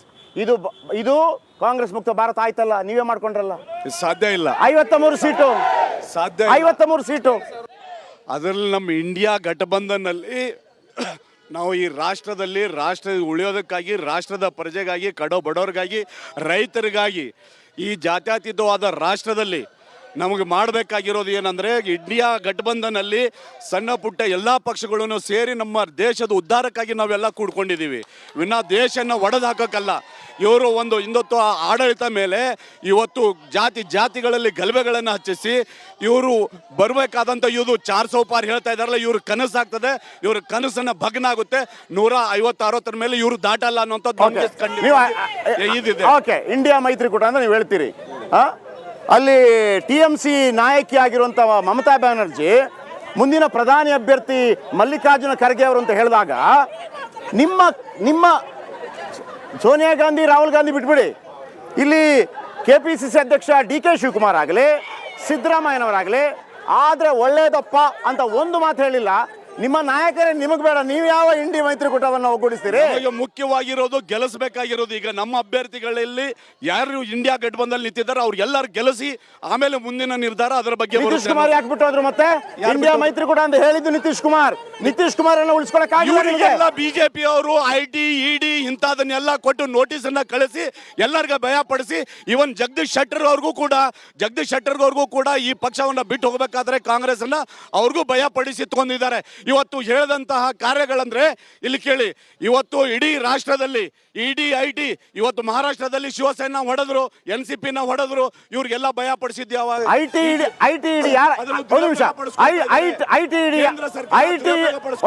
ITED ಸ್ಥಾಪನೆ ಮಾಡಿದ್ಯಾರು? ನರೇಂದ್ರ ಮೋದಿನ. ITED ಯಾರು ಸ್ಥಾಪನೆ ಮಾಡಿದ್ದು? ಯಾವ ಕಾಲದಲ್ಲಿ ಸ್ಥಾಪನೆ ಆಯ್ತು? ಅದನ್ನ ನರೇಂದ್ರ ಮೋದಿ ಅವರು ಹೇಳಿದ್ರಲ್ಲ. ITED ಅದರ ಕೆಲಸವನ್ನು ಮಾಡ್ತಾ ಇದೆ, ನಿಮ್ಗೆ ಯಾಕೆ ಭಯ? ನೀವು ತಪ್ಪಿಲ್ಲ ಅಂದ್ರೆ ನಿಮ್ಗೆ ಯಾಕೆ ಭಯ? ಮೋದಿ ಅವರು ಮಾಡ್ತಕ್ಕಂಥದ್ದು ಇವತ್ತು ಬಂದು 100 ದಿನಗಳಲ್ಲಿ ಇಡೀ ಇದ್ದಂತಹ ವಿದೇಶದಲ್ಲಿ ದುಡ್ಡನ್ನು ತಗೊಂಡ್ ಬರ್ತೀವಿಲ್ಲ ಭ್ರಷ್ಟಾಚಾರಿಗಳಿಗೆ ನಾವು ಜೈಲ್ನ ಕಳಿಸ್ತೇವೆ ಅಂತ ಹೇಳಿದ್ರು. ಇವತ್ತಿನವರೆಗೂ ಅವರ ಪಕ್ಷದಲ್ಲಿದ್ದಂತಹ ಭ್ರಷ್ಟಾಚಾರಿಗಳು ಇವತ್ತಿನವರೆಗೂ ಯಾರು ಜೈಲ್ಗೆ ಹೋಗಿಲ್ಲ. ಆದರೆ ಹೋಗ್ತಾ ಇರೋದು ಯಾರು? ಈಗ ವಿರೋಧಿ ಯಾರು ಮಾಡ್ತಾರಲ್ಲ ಅವ್ರಿಗೆ ED IT ನೋಟಿಸನ್ನು ಕೊಟ್ಟು ಜೈಲ್ ಹೋಗ್ತಾ ಇಲ್ಲ, BJP ಪಕ್ಷಕ್ಕೆ ಹೋಗ್ತಾ ಇದ್ದಾರೆ ಎಲ್ಲ ಭ್ರಷ್ಟಾಚಾರಿಗಳು. BJPಗೂ ಹೋಗಿ ಆ ಪಕ್ಷವನ್ನ ಹಿಂದಿನ ಮಾರ್ಗದಿಂದ ನಮ್ಮ ಕರ್ನಾಟಕದಲ್ಲಿ 2 ಬಾರಿ ಪಕ್ಷಗಳನ್ನ ಹೊಡೆದು ಹೋದ ಸರ್ತಿ ಕಾಂಗ್ರೆಸ್ 17 ಶಾಸಕರನ್ನ ತಗೊಳ್ಬೇಕಾದ್ರೆ ಕಾರಣ ED ID ದುರುಪಯೋಗ ಪಡಿಸ್ಕೊಂಡು ತಗೊಂಡ್ರು. ಅದಕ್ಕಾಗಿ ಅಂತ ದುರುಪಯೋಗ ಪಡ್ಕೊಂಡು ಅವ್ರ ಹಿತ್ತಲವಾಗಲಿಂದ ಮಾಡ್ತಾ ಇದ್ದಾರೆ ಜನಪರ. ಓಕೆ ಪ್ರಜಾಕೀಯ ಪಕ್ಷದಿಂದಲೂ ಕೂಡ ಕ್ಯಾಂಡಿಡೇಟ್ ಇದ್ದಾರೆ. ನಿಮ್ಮ ಹೆಸರು ಸರ್? ಪ್ರೇಮ್ ಮಲ್ಲಪ್ಪ ಚೌಗ್ಲಾ. ಚೌಗ್ಲಾ ಅವರೇ, ನಿಮ್ಮ ಪಕ್ಷದ ಎರಡು ಘಟಾನುಘಟಿ ಪಕ್ಷಗಳ ನಡುವೆ ಈಗ ಪ್ರಜಾತಂತ್ರ ವ್ಯವಸ್ಥೆಯಲ್ಲಿ ನಿಮಗೂ ಅವಕಾಶ ಇದೆ. ನೀವು ಪಕ್ಷೇತರವಾಗಿ ಕೂಡ ನಿಲ್ಬಹುದು. ಏನು ಮಾಡ್ತೀರಿ ಬೆಳಗಾವಿಗೆ? ನೀವು ಒಂದು 4 ಪಾಯಿಂಟ್ ಹೇಳೋದಿದ್ರೆ ನಿಮಗೆ ಗೆಲ್ಲುವ ವಿಶ್ವಾಸ. ಓಕೆ, ನಿಮ್ಮ ವಿಶ್ವಾಸ ಇರಲಿ. ಏನು ಮಾಡಬಲ್ಲಿರಿ ಈ ದೊಡ್ಡ ಘಟಾನುಘಟಿಗಳ ನಡುವೆ? ಇವು ಎರಡೂ ರಾಷ್ಟ್ರೀಯ ಪಕ್ಷ. ಓಕೆ, ಬದಲಾವಣೆ ಪ್ರಕೃತಿಯ ನಿಯಮ. ಬರುವ 10 ವರ್ಷದಲ್ಲಿ ಬದಲಾವಣೆ ಆಗುತ್ತೆ, ಅದು ವೋಟರ್ಸೇ ಮಾಡ್ತಾರೆ. ಯಾಕೆಂದರೆ ಹೊರದೇಶದಲ್ಲಿ ಜಾತಿ ಧರ್ಮ ಮಾಡದೆ ದುಡ್ಡು ಖರ್ಚು ಮಾಡದೆ ಎಲೆಕ್ಷನ್ ಮಾಡಿ ಜನರಿಗೆ MLA MP ಎಷ್ಟು ಕೆಲಸ ಮಾಡಿದ್ದೀವಿ, ಎಷ್ಟು ಮಾಡಬೇಕು, ಎಷ್ಟು ಬ್ಯಾಲೆನ್ಸ್ ಇದೆ ಅಂತ ಕಾರ್ಡ್ ಕೊಡ್ತಾರೆ. ಹೊರದೇಶದಲ್ಲಿ ಆಗುತ್ತೆ ಅಂದರೆ ಇಂಡಿಯಾದಲ್ಲಿ ಆಗಲ್ಲ ಅಂತ ಏನೂ ಇಲ್ಲ. ಅದು ಟೈಮ್ ಬರುತ್ತೆ. 2028ರಲ್ಲಿ ವೇಟ್ ಮಾಡಿ ನೋಡಿ. ಪ್ರಜಾಕೀಯ ಇಡೀ ವರ್ಲ್ಡ್ಗೆ ಒಂದು ಮುನ್ಸೂಚನೆ ಕೊಡುತ್ತೆ. ಮತ್ತು MLA MPಗಳು ಖಾಕಿ ಡ್ರೆಸ್ಸನ್ನು ಹಾಕೊಂಡು ಕೆಲಸ ಮಾಡಿ, ಸಂಬಳಕ್ಕೆ ಕೆಲಸ ಮಾಡಿ, ಕರಪ್ಷನ್ ಮಾಡದೆ, ದುಡ್ಡು ಇನ್ವೆಸ್ಟ್ಮೆಂಟ್ ಮಾಡದೆ, ಜಾತಿ ಮತ ಮಾಡದೆ ಗೆಲ್ತಾರೆ, ಕೆಲಸ ಮಾಡಿ ತೋರಿಸ್ತಾರೆ. ಮಾಡೆಲ್ ಆಫ್ ದಿ ಇಂಡಿಯಾ ಅದು ಪ್ರಜಾಕೀಯದಿಂದ ಸ್ಟಾರ್ಟ್ ಆಗುತ್ತೆ. ಜನರನ್ನು ಮರಳು ಮಾಡೋ ಕಾರ್ಯಕ್ರಮ ಇನ್ನು ಮುಂದೆ ನಡೆಯಲ್ಲ. 109 ಕ್ಯಾಂಡಿಡೇಟ್ ಪ್ರಜಾಕೀಯದವ್ರು ನಿಂತಿದ್ರು. 1,09,000 ಓಟ್ ತಗೊಂಡಿದ್ದಾರೆ. ದುಡ್ಡು ಖರ್ಚು ಮಾಡಿದೆ, ಜಾತಿ ಮತ ಮಾಡಿದೆ, ಪ್ರಚಾರ ಮಾಡಿದೆ. ಓಕೆ, ಬೇರೆ ಪಕ್ಷದವರು ಇದು XYZ ನಿಂತಿದ್ರು. 224 MLA ನಿಂತಿದ್ರು. ಇನ್ನೂ 3 ಪಕ್ಷದವರು. ಅವರಿಗೆ 69,000 ಬಂದಿದೆ ಟೋಟಲ್ ಇಡೀ ಕರ್ನಾಟಕದಲ್ಲಿ. ಯಾರಿಗೂ 60,000 ಬಂದಿದೆ. ದೊಡ್ಡ ದೊಡ್ಡ ಪಕ್ಷಗಳಿದೆ, ನೀವೇ ತೆಗೆದು ನೋಡಿ. ಅಂದರೆ ಜನ ಸರಿ ಇಲ್ಲ ಅಂತ ನಾವು ಹೇಳ್ತೇವೆ, ಜನನೇ ಸರಿ ಇದ್ದಾರೆ, ಪ್ರಜ್ಞಾವಂತ ಮತದಾರ ಇದ್ದಾರೆ. ಈ MP ಎಲೆಕ್ಷನ್ ಕೂಡ ಕರ್ನಾಟಕದಲ್ಲಿ ತೋರಿಸ್ತಾ ಇದ್ದಾರೆ. ಯಾಕೆಂದರೆ ಈ ಎರಡೂ ರಾಷ್ಟ್ರೀಯ ಪಕ್ಷಗಳು ಈ ಕಡೆಯಿಂದ ಆ ಕಡೆ, ಆ ಕಡೆಯಿಂದ ಈ ಕಡೆ ಮಾಡಿ ಜನರನ್ನು ಮರಳು ಮಾಡ್ತಾ ಇದ್ದಾರೆ. ಇದು ಆಗಬಾರ್ದು. ಜನ ಪ್ರಜ್ಞಾವಂತರಾಗಬೇಕು. ಇದು ನಿಮ್ಮ ದುಡ್ಡು, ಇದು ನೀವು ಸರಿಯಾಗಿ ಯೂಸ್ ಮಾಡಬೇಕು. ಸರಿಯಾದ ವ್ಯಕ್ತಿಯನ್ನು ಆರಿಸ್ತಂದ್ರೆ ನಿಮ್ಮ ದುಡ್ಡು ಕರೆಕ್ಟಾಗಿ ನೇರವಾಗಿ ನಿಮಗೆ ಬರುತ್ತೆ, ನೇರವಾಗಿ ಕೆಲಸ ಆಗುತ್ತೆ. ಖಂಡಿತ ಪ್ರಜಾಕೀಯ ಪಾರ್ಟಿಗೆ ಒಂದು ಚಪ್ಪಾಳೆ ಎಲ್ಲರದು. ಓಕೆ, ಮತ್ತೊಮ್ಮೆ ನಾನು BJP ಬಳಿ ಬರ್ತಾ ಇದ್ದೀನಿ. ಜನ ಕೇಳಬೇಕು, ಬರ ಪರಿಹಾರದ 18,712 ಕೋಟಿ ಇದನ್ನ ಅಮಿತ್ ಶಾ ಹೇಳಿದ್ರು 3 ತಿಂಗಳು ಲೇಟ್ ಆಗಿ ಕೊಟ್ರಿ. ಆಮೇಲೆ ನಿರ್ಮಲಾ ಸೀತಾರಾಮನ್ ಹೇಳಿದ್ರು ರಾಜ್ಯ ಸರ್ಕಾರ ಸುಳ್ಳು ಹೇಳ್ತಾ ಇದೆ, ಫ್ರೀ ಗ್ಯಾರಂಟಿಯಿಂದಾಗಿ ದುಡ್ಡಿಲ್ಲ. ಕೃಷ್ಣ ಬೈರೇಗೌಡರು ಹೇಳಿದ್ರು ಓಪನ್ ಚಾಲೆಂಜ್ ಆಗಿ ಬರ್ತೀನಿ ಅಂತ ಹೇಳಿ. ಕೊನೆಗೆ ಸುಪ್ರೀಂ ಕೋರ್ಟ್ಗೆ ಹೋಗಿ 3,400 ಕೋಟಿ ತರಬೇಕಾಯ್ತು. ಈಗಲೂ ಹೇಳಿ, ನಮಗೆ ಬರಬೇಕಾದಂಥ ಪರಿಹಾರದ ದುಡ್ಡಲ್ಲಿ ನಾವು ರಾಜಕೀಯ ಮಾಡಬೇಕಾ? BJP ರಾಜಕೀಯ ಮಾಡ್ತಾ ಸಿದ್ದರಾಮಯ್ಯನವರು ಆರೋಪವನ್ನು ಮಾಡ್ತಾರೆ. ನಿಮ್ಮ ಉತ್ತರ ಬೇಕು ನನಗೆ. ಯಾವ ಕೇಂದ್ರ ಸರ್ಕಾರ ರಾಜ್ಯಗಳಿಗೆ ಟ್ಯಾಕ್ಸ್ ಇನ್ ಏಡ್ ಗ್ರ್ಯಾಂಟ್ ಇರ್ಬೋದು ಅಥವಾ ಟ್ಯಾಕ್ಸ್ ರೆವಲ್ಯೂಷನ್ ಇರ್ಬೋದು, ಅದರಲ್ಲಿ ರಾಜ್ಯ ಸರ್ಕಾರ ವಾಪಸ್ ಕೊಡುವಂಥದ್ದಿದೆ. ಇಲ್ಲಿಯವರೆಗೂ ನಾನೊಂದು ಲೆಕ್ಕ ಕೊಡ್ತೀನಿ ನಿಮಗೆ. ಮನಮೋಹನ್ ಸಿಂಗ್ ಇದ್ದಂಥ ಅವಧಿಯಲ್ಲಿ ಈ ರಾಜ್ಯಕ್ಕೆ ಬಂದಿರುವಂಥ ಹಣ ಎಷ್ಟು? ನಮ್ಮ ಮೋದಿ ಸರ್ಕಾರ ಬಂದ ಮೇಲೆ ಬಂದಿರುವಂಥ ಹಣ ಎಷ್ಟು? I am not agree for this. 2004ರಿಂದ 2014 ತನಕ ನಮ್ಮ ಬಜೆಟ್ ಎಷ್ಟು ಸರ್? ಇವತ್ತು 37 ಲಕ್ಷ ಕೋಟಿ ಬಜೆಟ್. ಅದರ ಪರ್ಸೆಂಟೇಜು ಮತ್ತು UPA ಸರ್ಕಾರದ ಅವಧಿಯ ಪರ್ಸೆಂಟೇಜನ್ನು ನೀವು ಹೆಂಗೆ ಕಂಪೇರ್ ಮಾಡ್ತೀರಿ? ಹಿಂದಿನ ಯಾವುದೇ ಸರ್ಕಾರಗಳು 8%ಕ್ಕಿಂತ ಹೆಚ್ಚು ಕೊಟ್ಟೇ ಇಲ್ಲ. ಇವ್ರು ಕೇಳ್ತಾ ಇರೋದು ಸಿಕ್ಕಾಪಟ್ಟೆ. ಆಮೇಲೆ ಯಾವುದೇ ಒಂದು ವೈಜ್ಞಾನಿಕ ತಳಹದಿ ಬೇಕಾಗ್ತದೆ ಮತ್ತು ಸಮಯ ಸಂದರ್ಭ ಇದ್ದಾಗ ಅದನ್ನು ಮಂಡನೆ ಮಾಡಬೇಕಾಗ್ತದೆ. ಕೇವಲ ರಾಜಕೀಯ ಉದ್ದೇಶಗಳಿಗಾಗಿ ನಾನು ಗಮನಿಸಿದ್ದೇನೆ. ನಾನೇ ಒತ್ತಾಯ ಮಾಡಿದೆ ಲೋಕಸಭೆಯಲ್ಲಿ. ಸುಪ್ರೀಂ ಕೋರ್ಟ್ಗೆ ನೀವು ಯಾಕೆ ಅಪೀಲ್ ಸಲ್ಲಿಸಲಿಲ್ಲ? ಹಾಗಿದ್ರೆ ಸುಪ್ರೀಂ ಕೋರ್ಟ್ ಎಲ್ಲೂ ಹೇಳಿಲ್ಲ. ಸುಪ್ರೀಂ ಕೋರ್ಟ್ ಅಲ್ಲಿ ನಿಮ್ಮ ವಕೀಲರು ಯಾರು ಹೇಳಿಲ್ಲ. ಹಾಗಿದ್ರೆ ಅಮಿತ್ ಶಾ ತಪ್ಪು ಹೇಳಿದ್ರು ರಾಜ್ಯ ಸರ್ಕಾರ? ಅಲ್ಲ, ನಾನು ಅದನ್ನೇ ಹೇಳ್ತಾ ಇದ್ದೀನಿ. ಯಾವಾಗ ಇವರು ಕೇಳಬೇಕಾಗಿತ್ತು ಅವಾಗ ಡಿಲೇ ಮಾಡಿದ್ರು. ಸಬ್ಮಿಟ್ ಮಾಡ್ತಕ್ಕಂಥ ವರದಿಗಳನ್ನ ಡಿಲೇ ಆದಮೇಲೆ ಚುನಾವಣೆ ಡಿಕ್ಲೇರ್ ಆಯ್ತು. ಚುನಾವಣೆ ಡಿಕ್ಲೇರ್ ಆದ ನಂತರ ನೀತಿ ಸಂಹಿತೆ ಬರ್ತದ. ನೀತಿ ಸಂಹಿತೆ ಕೊಡ್ಲಿಕ್ಕಾಗಲಿಲ್ಲ. ಯಾವಾಗ ಕೋರ್ಟ್ ಮಧ್ಯ ಪ್ರವೇಶ ಮಾಡಿತ್ತು, ನಾವು ಉದ್ದಟತನ ಮಾಡಲಿಲ್ಲ. ಕೋರ್ಟ್ಗೆ ಮಾನ್ಯ ಮಾಡಿ ನಾವು ಕೊಟ್ಟಿದ್ದೀವಿ. ಓಕೆ, ಈಗ ನೀವು ಹೇಳ್ತಿರಲ್ಲ ಸರ್, ನಿಮ್ದು ಹೆಂಗಿದೆ ಅಂತಂದ್ರೆ UPA ಸರ್ಕಾರ ಇದ್ದಾಗ ನೀವೇನು ಚಿನ್ನದ ತೇರಲ್ಲಿ ಕರ್ನಾಟಕಕ್ಕೆಲ್ಲ ತಂದು ಕೊಟ್ರಿ ಅಂತೇಳಿ. ಕರ್ನಾಟಕಕ್ಕೆ UPA ಸರ್ಕಾರದ ಅವಧಿಯಲ್ಲೂ ಕೂಡ ಏನು ದೊಡ್ಡ 18,712 ಕೋಟಿಯಿಂದ ಕೊಟ್ಟಿಲ್ಲ. ಕೊಟ್ಟಿದ್ದು ಎಷ್ಟು ಕೊಡಬೇಕು ಅಷ್ಟೇ 8% ಬಂದಿದ್ದು ನಮಗೂ ಕೂಡ. ಸೊ ಹಾಗಾಗಿ ನೀವಾಗಲಿ BJP ಆಗಲಿ ನಮಗೆ ರಾಜ್ಯಕ್ಕೆ ಯಾವ ಉದ್ಧಾರಗಳು ಆಗಿಲ್ಲ. ನೀವೇನಾದರೂ ಮಾಡಿದ್ರಿ UPA ಗೌರ್ಮೆಂಟ್ ಅವಧಿ ಹೇಳಿ ನನಗೆ. ಡ್ರಾಫ್ಟ್ ರಿಲೀಫ್ಗೆ ನಾವು ಕೊಡಲಿಲ್ಲ, ಆ ವೇಳೆಗೆ ಫ್ಲಡ್ಸ್ಗೆ ಕೊಡಲಿಲ್ಲ, ಓಕೆ, ಇರಿಗೇಷನ್ಗೆ ಕೊಡಲಿಲ್ಲ, ಎಲ್ಲ ಸಲ ಆ ವೇಳೆಗೂ ಸೆಲ್ಸ್ ಟ್ಯಾಕ್ಸ್ ಇತ್ತು, GST ಇರಲಿಲ್ಲ. ನಮ್ದು ಅಷ್ಟು ಹಣ ಸ್ಟೇಟ್ದಿಂದ ಹೋಗ್ತಾ ಇಲ್ಲ, ಈಗ ಹಣ ಸ್ಟೇಟ್ದಿಂದ ಹೋಗ್ತಾ ಇದೆ. ನಮಗೆ ಒಳ್ಳೆ ಎಷ್ಟು ಕೊಡ್ತಾ ಇದ್ದಾರೆ, UPಗೆ ಎಷ್ಟು ಕೊಡ್ತಾ ಇದ್ದಾರೆ ಇವರು. ನಾವು ಸಂಸದ್ ಯಾಕೆ ಗುಜರಾತ್ಗೆ ಎಷ್ಟು ಹೋಗ್ತಾ ಇದ್ದಾರೆ?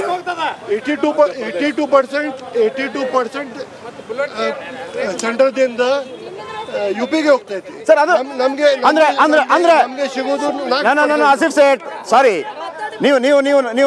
ನೀವು ತಪ್ಪು ಮಾಹಿತಿ ಕೊಡ್ತಾ ಇದ್ದೀರಿ. ನೀವು ತಪ್ಪು ಮಾಹಿತಿ, ಒಂದು ನಿಮಿಷ, ನೀವು ಹೇಳ್ತೀರಿ ಈಗ ನಾವು ಕೊಡೋ 100 ರೂಪಾಯಿ 13 ರೂಪಾಯಿ ಅಂತೇಳಿ. ನಿಮ್ಮ ಕಾಲದಲ್ಲೂ ಹಾಗೆ ಇದ್ದದ್ದು, ಅದು ಸಿಸ್ಟಮ್. 16ನೇ ಕಮಿಷನ್, 15ನೇ ಫಿನಾನ್ಸ್ ಕಮಿಷನ್, 15ನೇ ಫಿನಾನ್ಸ್ ಕಮಿಷನ್ ಯಾವಾಗ ಆಗಿದ್ದು? ಒಂದು ನಿಮಿಷ, ಯಾರ ಅವಧಿಯಲ್ಲಿ ಆಗಿದ್ದು 15ನೇ ಫಿನಾನ್ಸ್ ಕಮಿಷನ್? 13ರಿಂದ 18ರಲ್ಲಿ ಯಾರಿದ್ದದು ಮುಖ್ಯಮಂತ್ರಿ? ಯಾಕೆ ನೀವು ಅದರ ಬಗ್ಗೆ ಮಾತಾಡಲಿಲ್ಲ? ಇವತ್ತು ನೀವು ಬಂದಾಗ ಅನ್ಯಾಯ ಆಗಿದೆ ಅಂತ ಹೇಳಿದ್ರೆ ನೀವು ಕೂಡ ಕಾರಣೀಕರ್ತರಲ್ವ ಅದಕ್ಕೆ? 13ರಿಂದ 17 ತನಕ ನಮ್ದು ಬಜೆಟ್ ಎಷ್ಟಿತ್ತು ನಾವು ಖರ್ಚು ಮಾಡಿದ್ದೇವೆ, ಸೆಂಟ್ರದಿಂದ ತಗೊಂಡು ಬಂದೀವಿ. ನಾವು ಯಾರು ಕೇಳಲಿಕ್ಕೆ ಹೋಗ್ಲಿಲ್ಲ ಆ ವೇಳೆ. ಅಲ್ಲ, 15th ಕಮಿಷನ್ಗೆ ನೀವು 15th ಕಮಿಷನ್ಗೆ ನಿಮ್ಮ ಅಪೀಲ್ ಏನು ಸರ್? 15th ಕಮಿಷನ್ಗೆ ನಿಮ್ಮ ಅಪೀಲ್ ಏನು? ನಾವು ಬರಗಾಲದ ರೊಕ್ಕ ಕೇಳ್ತಾ ಇದ್ದೇವೆ, ಬಿಗ್ ಕೇಳುವುದಿಲ್ಲ. ಬರಗಾಲದ CRDF ಏನು ಫಂಡ್ಸ್ ಬರಬೇಕು ನಮಗೆ, ಅದು ಬರಬೇಕು. CRDF ಏನು ರೊಕ್ಕ ಇದೆ ಬರಗಾಲಕ್ಕೆ ಏನು ಬರಬೇಕು ಅದು ನಮಗೆ ಬರಬೇಕು. ಅದು ಯಾಕೆ ಕೊಡ್ತಾ ಇಲ್ಲ ಇವರು? ಅವರು ಅಲ್ಲೇ ಕೊಡ್ತಾರು UPಗೆ. ಸರ್ ನೀವೊಂದು ನೀವೊಂದು ಮಾತು ಹೇಳಿದ್ರಿ. ನೀವೊಂದು ಬಂದೆ ನೆಕ್ಸ್ಟ್ ನಿಮಗೆ ತಡಿಯಪ್ಪ. ನೀವು ಹೇಳಿದ್ರಿ ಒಂದೇ ಒಂದು MPಗೆ ನರೇಂದ್ರ ಮೋದಿ ಅವರ ಮುಂದೆ ನಿಂತು ಮಾತನಾಡುವಂಥ ಧೈರ್ಯ ಇಲ್ಲ ಅಂತೇಳಿ, ತಾಕತ್ತಿಲ್ಲ ಅಂತ ಹೇಳಿದ್ರಿ. ನಿಮ್ಮಲ್ಲಿ ಒಬ್ಬರಿಗಿಂತ ಇಬ್ಬರನ್ನು ಗೆಲ್ಲಿಸುವಂತ ತಾಕತ್ತೇ ಇಲ್ವಲ್ಲ ಕಾಂಗ್ರೆಸ್ ಅಲ್ಲಿ? DK ಸುರೇಶ್ ಬಿಟ್ರೆ ಬೇರೆ ಯಾರು ಗೆದ್ರು? JDS ಜೊತೆ ಹೋಗಿ ನಿಮ್ಮನ್ನ ಜನ ತಿರಸ್ಕಾರ ಮಾಡಿದ್ದಾರೆ, ನೀವೇ ಗೆಲ್ಸ್ಕೊಳಕ್ಕಾಗಿಲ್ಲ. ಅವ್ರಿಗೆ ಏನ್ ಹೇಳ್ತೀರಿ ನೀವು? ಈ ಸಲ ನೋಡಿ ಸರ್, 28ರಾಗಿ 20 ಹುಲಿಗಳನ್ನ ಕಳಿಸ್ತೀವಿ. ಇವತ್ತು JDS ಜೊತೆ ಹೊಂದಾಣಿಕೆ ಮಾಡ್ಕೊಂಡ್ರು ಸರ್. JDS ಪರಿಸ್ಥಿತಿ ಏನಾಗದ ಈಗ? ಇವತ್ತು ಇವನ ಬಗ್ಗೆ ಪೆಂಡ್ರೈವ್ ಬಗ್ಗೆ ಯಾಕೆ ಮೋದಿ ಬಾಯಿ ಬಿಡ್ತಾ ಇಲ್ಲ? ಪೆಂಡ್ರೈವ್ ಬಗ್ಗೆ BJP ಅವ್ರು ಯಾಕೆ ಬಾಯಿ ಬಿಡ್ತಾ ಇಲ್ಲ? ಪೆಂಡ್ರೈವ್ ಬಗ್ಗೆ ಯಾಕೆ ಬಾಯಿ ಬಿಡ್ತಾ ಇಲ್ಲ ಅವರು? 3000 ಹೆಣ್ಮಕ್ಳ ಬಗ್ಗೆ ಏನಾಯ್ತು ಸರ್? ಅನ್ಯಾಯ. ಮೋದಿ ಅವರು ಸುಸ್ಗಿತ ಅಲ್ಲ, ಅದಕ್ಕಾಗಿ 20 ಮಂದಿ ನಾವು ಮೇಲೆ ಕಳ್ಸಿಕೊಡ್ತೀವಿ. ನಾವು ಈ ಸಲ ನಾವು ಎಲ್ಲ ತರ್ತೀವಿ ಕರ್ನಾಟಕ. ಈಗಾಗಲೇ ನೋಡ್ರಿ, ನಮ್ಮ ಕರ್ನಾಟಕಕ್ಕೆ ನಿರಂತರ ಅನ್ಯಾಯ ಇದೆ. ಈಗ ಕೇಂದ್ರ ಸರ್ಕಾರ ಯಾರು ಇದ್ರು. ಹಿಂದಿನ ಸರ್ಕಾರದೊಳಗೆ ಬಸವರಾಜ ಬೊಮ್ಮಾಯಿ ಅವರು ನಮ್ಮ ಭಾಗದ ಮುಖ್ಯಮಂತ್ರಿ ಇದ್ರು, ಮೋದಿ ಅವರು ಪ್ರಧಾನಮಂತ್ರಿ ಇದ್ರು. ಒಂದು ಕೂಡ ಮಹದಾ ಯೋಜನೆ ಆಗಲಿಲ್ಲ. ರೈತರಿಗೆ ಅಚ್ಚಾ ದಿನ ಬರ್ತಂದ್ರು, ಅಚ್ಚಾ ದಿನ ಬರಲಿಲ್ಲ.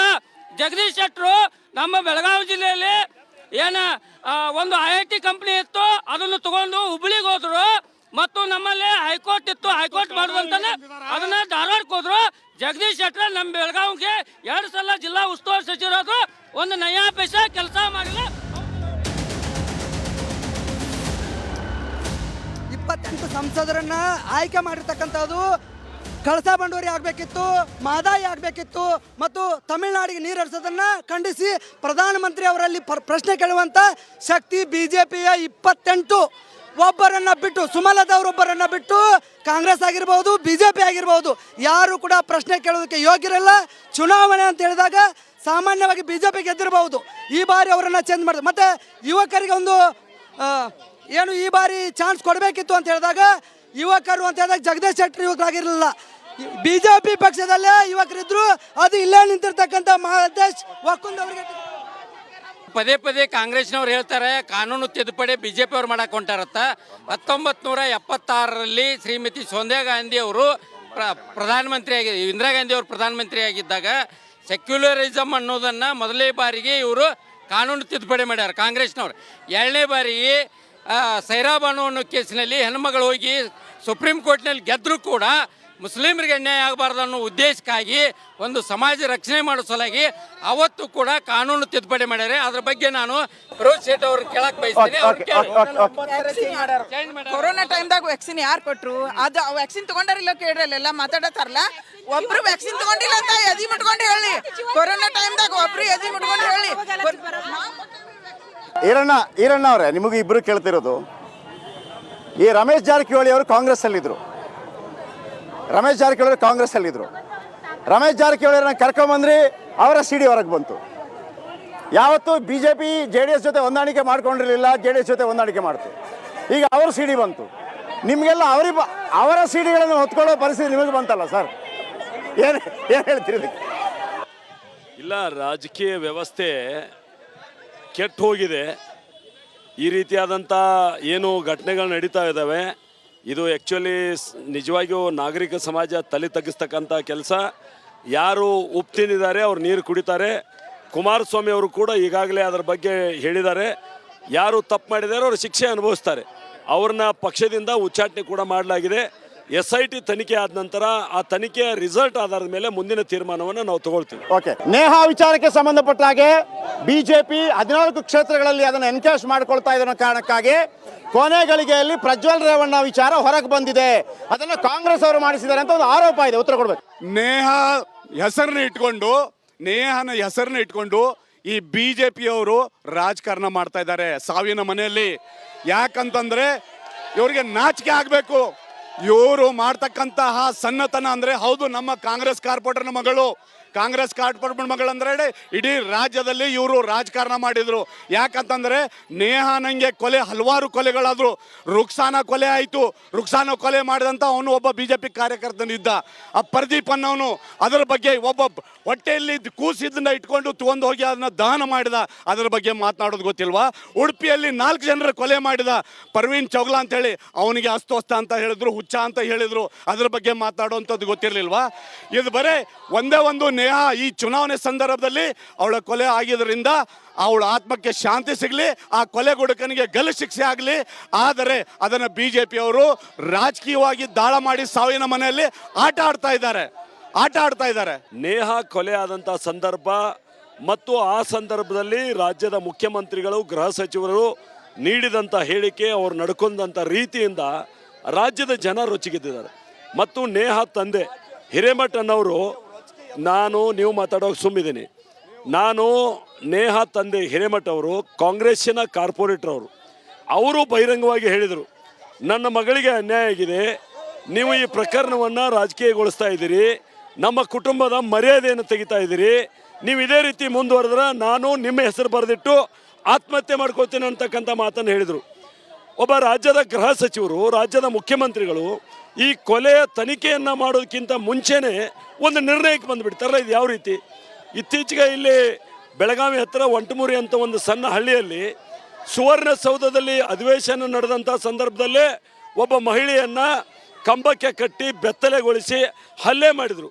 ಇತ್ತೀಚೆಗೆ ಅವರು ಬಿಡುಗಡೆಯಾಗಿ ಹೊರಗಡೆ ಬಂದಾಗ ಪಟಾಕಿ ಸಿಡಿಸಿ ಸಂಭ್ರಮ ಪಟ್ಟರು. ಇದು ಈ ರಾಜ್ಯದ ಕಾನೂನು ಸುವ್ಯವಸ್ಥೆಯನ್ನು ತೋರಿಸ್ತದೆ. ಇತ್ತೀಚೆಗೆ ಬಾಂಬ್ ಬ್ಲಾಸ್ಟ್ ಆಯಿತು. ಎಲ್ಲಿ? ಮಂಗಳೂರಿನಲ್ಲಿ ಕುಕ್ಕರ್ ಬಾಂಬ್ ಸ್ಫೋಟ ಆಯಿತು. DK ಶಿವಕುಮಾರ್ ಅದನ್ನು ತನಿಖೆ ಮಾಡೋದಕ್ಕಿಂತ ಮುಂಚೆನೇ ಅವರೆಲ್ಲ ನಮ್ಮ ಬ್ರದರ್ ಅಂತ ಹೇಳಿದ್ರು. ನಾವು ಸಹೋದರತ್ವದಿಂದ ಬಾಳ್ವೆ ಮಾಡ್ತಾ ಇದ್ದೀವಿ. ಯಾರ ಜೊತೆ? ಒಳ್ಳೆಯ ಕೆಲಸವನ್ನು ಮಾಡಿದವ್ರ ಜೊತೆ, ಬಾಂಬ್ ಬ್ಲಾಸ್ಟ್ ಮಾಡಿದವ್ರ ಜೊತೆ ಅಲ್ಲ. ಆದರೆ ತನಿಖೆ ಆಗೋಕ್ಕಿಂತ ಮುಂಚೆನೇ ನೀವು ಅವರೆಲ್ಲ ನಮ್ಮ ಬ್ರದರ್ಸ್ ಅಂತ ಹೇಳುವಂಥದ್ದು ಎಷ್ಟು ಸರಿ? ಈ ರೀತಿ ರಾಜ್ಯದಲ್ಲಿ ಹಲವಾರು ಘಟನೆಗಳಾದಂಥ ಸಂದರ್ಭದಲ್ಲಿ ಅವ್ರನ್ನ ಸಮರ್ಥನೆ ಮಾಡ್ಕೊಳ್ಳಿಕ್ಕೆ ಹೊರಟಿದಿರಲ್ಲ ಸರ್ಕಾರದ ನಡೆ, ಇದು ಖಂಡನೀಯ. ಓಕೆ ಈಗ ಮತ್ತೊಮ್ಮೆ ಒನ್ ಸೆಕೆಂಡ್ ಸರ್. ಈಗ ಅವ್ರು ಹೇಳಿದರು ಮುಸ್ಲಿಮರ ವಿಚಾರಗಳು ಬಂದಾಗ ಕಾಂಗ್ರೆಸ್ ಸಾಫ್ಟ್ ಕಾರ್ನರ್ ಆಗುತ್ತೆ. ಕಳೆದ ಬಾರಿ 95% ವೋಟ್ ಮುಸ್ಲಿಮರು, ಆ ಮುಸ್ಲಿಮರ ವೋಟ್ ತಪ್ಪಬಾರ್ದು ಅನ್ನೋ ಕಾರಣಕ್ಕಾಗಿ ಇಂಥ ಹೇಳಿಕೆಗಳನ್ನು ನೀವು ಕೂಡ ಮಾಡ್ತೀರಿ ಅಂತ. ಸಾಧ್ಯ ಇಲ್ಲ.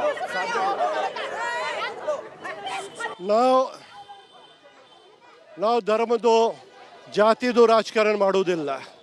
ನಾವು ಯಾವಾಗೂ ಮಾಡೋಲ್ಲ.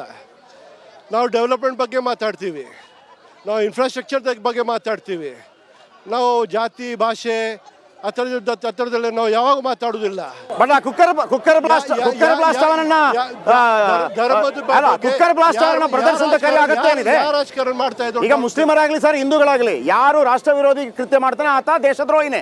ಆದ್ರೆ ಡಿ ಕೆ ಶಿವಕುಮಾರ್ ಅವರು ಆ ಕುಕ್ಕರ್ ಬ್ಲಾಸ್ಟ್ ವಿಚಾರಕ್ಕೆ ಸಂಬಂಧಪಟ್ಟ ಹಾಗೆ ಅವರು ನಮ್ಮ ಬ್ರದರ್ಸ್ ಅವರಂತ ತಪ್ಪು ಮಾಡಿಲ್ಲ ಯಾಕೆ ಹೇಳ್ಬೇಕು? ನಂಬರ್ 1. ಎರಡನೇದು ಹೋಮ್ ಮಿನಿಸ್ಟರ್ ನೇಹಾ ವಿಚಾರಕ್ಕೆ ಬ್ಲಾಸ್ಟ್ಗೆ ಹೇಳಲಿಲ್ಲ ಅವರು. ಈ ಹಿಂದೆ ಕೊರೋನಾ ಟೈಮಲ್ಲಿ ಹೇಳಿದ್ದು. ಕೊರೋನಾ ಟೈಮಲ್ಲಿ ಇಲ್ಲ, ಅವರು ಹೇಳಿಲ್ಲ. ನೀವು ಕರೋನಾದ ತೆಗೆದ್ರೆ ಒಂದು ನಿಮಿಷ, ನೀವು ಕರೋನಾ ತೆಗೆದ್ರೆ ಯತ್ನಾಳ್ ಅವ್ರೇನು ಹೇಳಕತ್ತಾರು? ಎಷ್ಟು ಸಾವಿರ ಕೋಟಿ ರೂಪಾಯಿ BJP ಸರ್ಕಾರ ಅವರು ಹಗರಣ ಮಾಡಿದ್ರು. ನಾವು ಹೇಳಿಲ್ಲ, ಯತ್ನಾಳ್ ಅವರು ಹೇಳ್ತಾ ಇದ್ದರು. ತಾವು ಏನು ಆ್ಯಕ್ಷನ್ ತಗೊಂಡ್ರಿ ಯತ್ನಾಳ್ ಮೇಲೆ? ಇದು ಖರೆ ಇದೆ, ಏನು ಸುಳ್ಳಿದೆ, ಏನಿದೆ ಇದು? ಓಕೆ, ಖರೆ ಸುಳ್ಳು ತಂದ್ರೆ ಅವ್ರ ಮೇಲೆ ಆ್ಯಕ್ಷನ್ ತಗೊಳ್ಳೋದು. ನೋಡಿ, ಎರಡು ರಾಜಕೀಯ ಪಕ್ಷದವ್ರು ಏನು ಮಾಡ್ತಾ ಇದ್ದಾರೆ ಅಂದರೆ, ಆ ರಾಜಕೀಯ ಪಕ್ಷದ ಮಗಳಿಗೆ ಮರ್ಯಾದೆ ಇದೆ, ಬೇರೆ ನಿಮ್ಮಂಥ ಮಗಳಿಗೆ ಮರ್ಯಾದೆ ಇಲ್ವಾ? ಒಂದು ಮಗಳಿಗೆ ಕೊಂದರೆ ಸಾವಿರಾರು ಲಕ್ಷಾಂತರ ಜನ ಹೋರಾಟ ಮಾಡ್ತಾರ, ಅವ್ರಿಗೆ ಬೆಂಬಲ ಕೊಡ್ತಾರ, ಮನೆಗೆ ಪರಿಹಾರ ಕೊಡ್ತಾರ. ಅದೇ ರೀತಿ ಅದರಿಂದ 4 ದಿವಸದಿಂದ ಒಂದು ರುಕ್ಸಾನನ್ ಅಂತ ಹೇಳ್ಕೊಟ್ಟು ಅಕ್ಕಿಗಿನ ಕೊಲೆ ಆಗಿತ್ತು.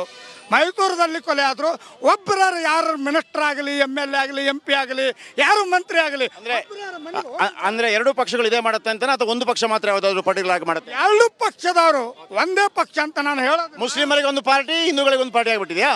ಕಾನೂನು ಎರಡಿದೆ, ಒಂದಿಲ್ಲ. ಕಾನೂನು 2 ಮಾಡಿದ್ದಾರೆ. ಕಾನೂನು 2 ಅಂದರೆ ಏನು?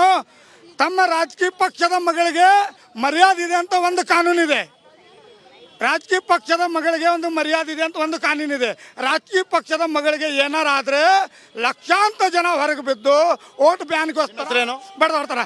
ನಾನು ವಾಜಿದ್ ಹಿರೇಕೊಡಿ ಅಂತ ಕರ್ನಾಟಕ ರಕ್ಷಣಾ ವೇದಿಕೆ ಜಿಲ್ಲಾ ರಕ್ಷಣಾ ವೇದಿಕೆ ಹೇಳುತ್ತೆ, ಅವ್ರು ಹೇಳೋದು ಒಬ್ಬ ಶ್ರೀಮಂತರ ಮಗಳಿಗಾದಾಗ ಮಾತ್ರ ನೀವು ಬರ್ತೀರಿ, ಒಬ್ಬ ಬಡ ಹೆಣ್ಣು ಮಗಳು, ಅದು ಹಿಂದೂನೋ ಮುಸ್ಲಿಂ, ಅವರ ಬಗ್ಗೆ ಯಾರೂ ಬರೋದಿಲ್ಲ, ನೀವು ರಾಜಕೀಯ ಮಾಡ್ತೀರಿ ಅನ್ನುವಂಥ ಆರೋಪವನ್ನು ಮಾಡ್ತಾ ಇದ್ದೀರಿ. ಸರ್, ನಾವೊಂದು ಮಾತು ಹೇಳ್ತೀನಿ.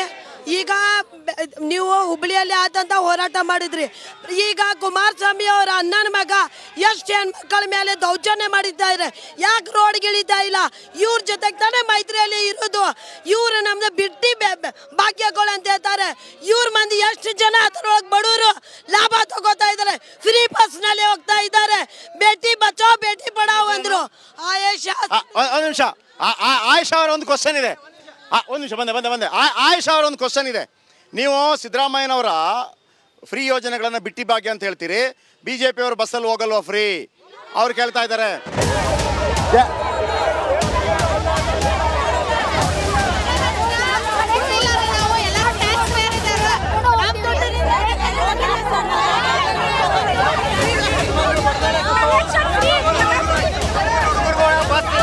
ಅದಕ್ಕೆ ಅವ್ರು ಎಕ್ಸ್ಟ್ರಾ ಬಸ್ ಮಾಡಬೇಕು. ಕರ್ನಾಟಕದ ಜನತೆ ಸಲುವಾಗಿದೆ. ಇಲ್ಲಿ ಭಾರತೀಯ ಜನತಾ ಪಾರ್ಟಿ ಕಾಂಗ್ರೆಸ್ ಅಂತಿಲ್ಲ, ಇದು ಕರ್ನಾಟಕ ಜನತೆ ಸಲುವಾಗಿದೆ. ನಾವು ಟ್ಯಾಕ್ಸ್ ತುಂಬ್ತೀವಿ, ನಮ್ ಟ್ಯಾಕ್ಸ್ ತಗೊಂಡು ಬೆಟ್ಟಿ ದಿವಾಳಿ ಮಾಡ್ತಾ ಇದ್ದಾರೆ ಅವರು. ತನ್ನ ಮನೆಯಾಗಿಂದ ಕೊಡ್ತಾ ಇಲ್ಲ, ಕಾಂಗ್ರೆಸ್ ಕೊಡ್ತಾ ಇಲ್ಲ, ಸಿದ್ದರಾಮಯ್ಯ ಮನೆಯಿಂದ ಕೊಡ್ತಾ ಇಲ್ಲ, ಕಾಂಗ್ರೆಸ್ ಗೌರ್ಮೆಂಟ್ ಕೊಡ್ತಾ ಇಲ್ಲ. ಅವ್ರು ತಗೊಳ್ತಾ ಇದಾರ. ಒಂದ್ ನಿಮಿಷ ರೀ, ಆ ಫ್ರೀ ಬಸ್ ಬಗ್ಗೆ ಹೇಳ್ತಿದಾರಲ್ಲ, ಯಾರು ಕ್ವಶನ್ ಕೇಳಿದಾರಲ್ಲ, ನೀವ್ ಎಷ್ಟ್ ಸರಿ ಆ ಫ್ರೀ ಬಸ್ ನ ಅಡ್ಡಾಡಿದ್ರಿ?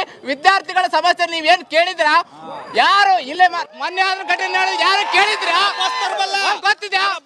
ದಿನ ಬರ್ತಿದ್ದೀರಾ ವಿದ್ಯಾರ್ಥಿಗಳು, ನಾವು ಅಡ್ಡಾಡ್ತಿದ್ವಿ, ಆ ಸಮಸ್ಯೆ ನಮಗ್ ಗೊತ್ತಿದೆ.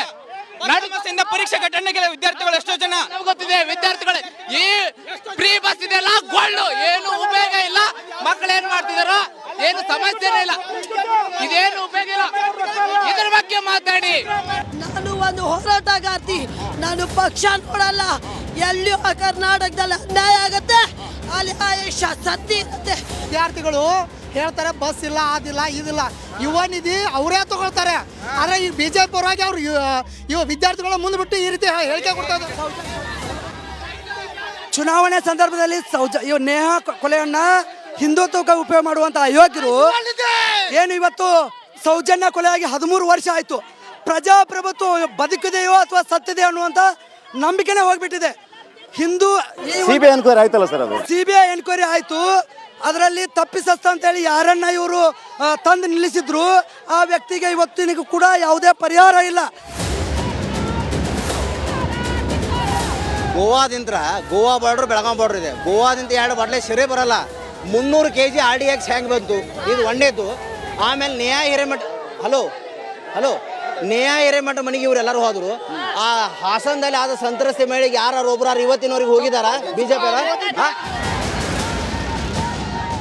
ಸರ್ ಮೇಡಮ್ ಈ ದುಡ್ಡು ಇದೆ ಅಲ್ಲ, ಈ ದುಡ್ಡು ಎಲ್ಲ ಜನರ ದುಡ್ಡಿದು. ಎರಡೇ ಕೊನೆ ಹಂತಕ್ಕೆ ಬಂದಿದ್ದೀನಿ. ಜಗದೀಶ್ ಶೆಟ್ಟರನ್ನ ಅಥವಾ ಬಿಜೆಪಿಯನ್ನ ಯಾಕೆ ಗೆಲ್ಲಿಸಬೇಕು? ಇಲ್ಲಿ ಬೆಳಗಾವಿ ಈ ನಾಡಿನ ಗಂಡು ಮೆಟ್ಟಿನಲ್ಲ. ಇಲ್ಲಿ ಹಲವು ವೈವಿಧ್ಯತೆಯನ್ನು ಕೂಡಿದಂಥ ಲೋಕಸಭಾ ಕ್ಷೇತ್ರ. ಒಂದು ಕಡೆ ಮರಾಠಿ ಭಾಷಿಕರು, ಕನ್ನಡ ಭಾಷಿಕರು, ಮತ್ತೊಂದು ಕಡೆ ಗೋವಾದ ಪ್ರಭಾವ. ಮಹಾರಾಷ್ಟ್ರ, ಗೋವಾ, ಕರ್ನಾಟಕ ಈ ಮೂರು ರಾಜ್ಯಗಳ ಗಡಿ ಜಿಲ್ಲೆಯಲ್ಲಿರ್ತಕ್ಕಂಥ ಬೆಳಗಾವಿ ಇದು ಡೆವಲಪ್ಮೆಂಟ್ ಆಗಬೇಕಾದ್ರೆ ಒಬ್ಬ ಕೇಂದ್ರ ಸರ್ಕಾರದ ನಾಯಕರ ಮೇಲೆ ಪ್ರಭಾವ ಬೀರ್ತಕ್ಕಂಥ ಒಬ್ಬ ಒಳ್ಳೆಯ ಅಭ್ಯರ್ಥಿಯನ್ನು ನಾವು ನೀಡಿದ್ದೀವಿ ಭಾರತೀಯ ಜನತಾ ಪಾರ್ಟಿ ಪರವಾಗಿ. ಅವ್ರನ್ನ ಗೆಲ್ಲಿಸೋದ್ರ ಮುಖಾಂತರ ಇನ್ನೂ ಹೆಚ್ಚು ಅಭಿವೃದ್ಧಿಯನ್ನು ಮಾಡಲಿಕ್ಕೆ ಸಾಧ್ಯ ಇದೆ.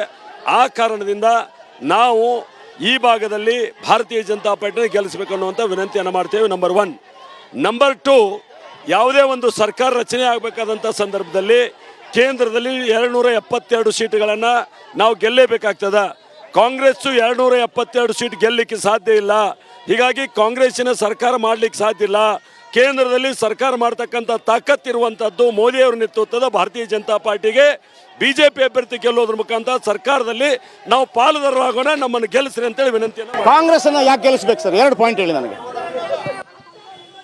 ಕಾಂಗ್ರೆಸ್ ಇತಿಹಾಸ ನೋಡಿ, ನಮ್ದು ಐಡಿಯಾಲಜಿ ನೋಡಿ. ನಾವು ಎಲ್ಲರಿಗೆ ತಗೊಂಡು ಎಲ್ಲ ಜಾತಿ ಧರ್ಮಿಗೆ ತಗೊಂಡು ಹೋಗೋದು ನಮ್ಮ ಐಡಿಯಾಲಜಿ. ದೇಶಗೆ ಮುಂದೆ ತಗೊಂಡು ಹೋಗೋದು ನಮ್ಮದು ಕೆಲಸ. ನಾವು 70 ವರ್ಷದಿಂದ ಏನೇನು ಮಾಡಿದ್ದೀವಿ. ರೈಲ್ವೇಸ್ ಸಾಹೇಬರು ಹೇಳಿದ್ರು ಡಬಲ್ ಲೈನ್ ಮಾಡಿದ್ದೀವಿ ಅಂತ. ಇಲ್ಲೇ ತನಕ ಯಾಕೆ ಬರೋದಿಲ್ಲ ಬೆಳಗಾಂ ತನಕ? ನೀವು ಒಂದೇ ಮಾತ್ರ ಎಕ್ಸ್ಪ್ರೆಸ್ ಹೇಳ್ತೀವಿ, ಎಲ್ಲೇ ಬರ್ತಿದೆ ಎಲ್ಲೇ. ಏನು ಉದ್ಧಾರ ಮಾಡಿದ್ದೀವಿ? ನಮ್ಮ ಸರ್ಕಾರ ಕರ್ನಾಟಕ ಸರ್ಕಾರದಲ್ಲೇ ಬಂದ ಮೇಲೆ, ಸಿದ್ದರಾಮಯ್ಯ ಸರ್ಕಾರ ಕಾಂಗ್ರೆಸ್ ಸರ್ಕಾರ ಬಂದ ಮೇಲೆ ನಾವು 5 ಗ್ಯಾರಂಟಿ ಕೊಟ್ಟಿದ್ದೀವಿ. 5 ಗ್ಯಾರಂಟಿನ ಪೂರ್ಣ ಮಾಡಿದ್ದೀವಿ. ಪ್ರತಿ ಮನೆಗೆ ನಾವು 2,2 ಸಾವಿರ ರೂಪಾಯಿ ಕೊಡ್ತಾ ಇದ್ದೀವಿ. ನಾವು ಶಕ್ತಿ ಪ್ರೋಗ್ರಾಮ್ ಮಾಡಿ ಲೇಡೀಸ್ಗೆ ಬಸ್ ಫ್ರೀ ಮಾಡಿದ್ದೀವಿ. ಅನ್ಯ ಭಾಗ್ಯ ಸೆಂಟರ್ ಅವರು ನಮಗೆ ನಾವು ಖರೀದಿ ಮಾಡ್ತೀವಿ ಅಂದರೆ ನಮಗೆ ರೈಸ್ ಕೊಡಲಿಲ್ಲ. ಅಥವಾ ನಾವು ಡೈರೆಕ್ಟ್ ಟ್ರಾನ್ಸ್ಫರ್ ಮಾಡ್ತಾ ಇದ್ದೀವಿ ಮಂದಿಗೆ. ಓಕೆ, ಯುವಕರಿಗೆ ಇವರು 2 ಕೋಟಿ ಯುವಕರಿಗೆ ನೌಕರಿ ಕೊಡ್ತೀನಿ ಅಂತ ಹೇಳಿದ್ರು. ಒಂದೇ ಕೊಡ್ಲಿಲ್ಲ. ಓಕೆ, ಇದು ಇವತ್ತಿನ ಬಿಗ್ ಡಿಬೇಟ್.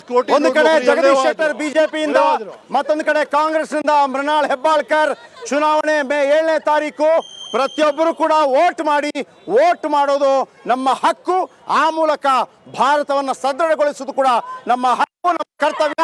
ಪ್ರತಿಯೊಬ್ಬರು ವೋಟ್ ಮಾಡಿ.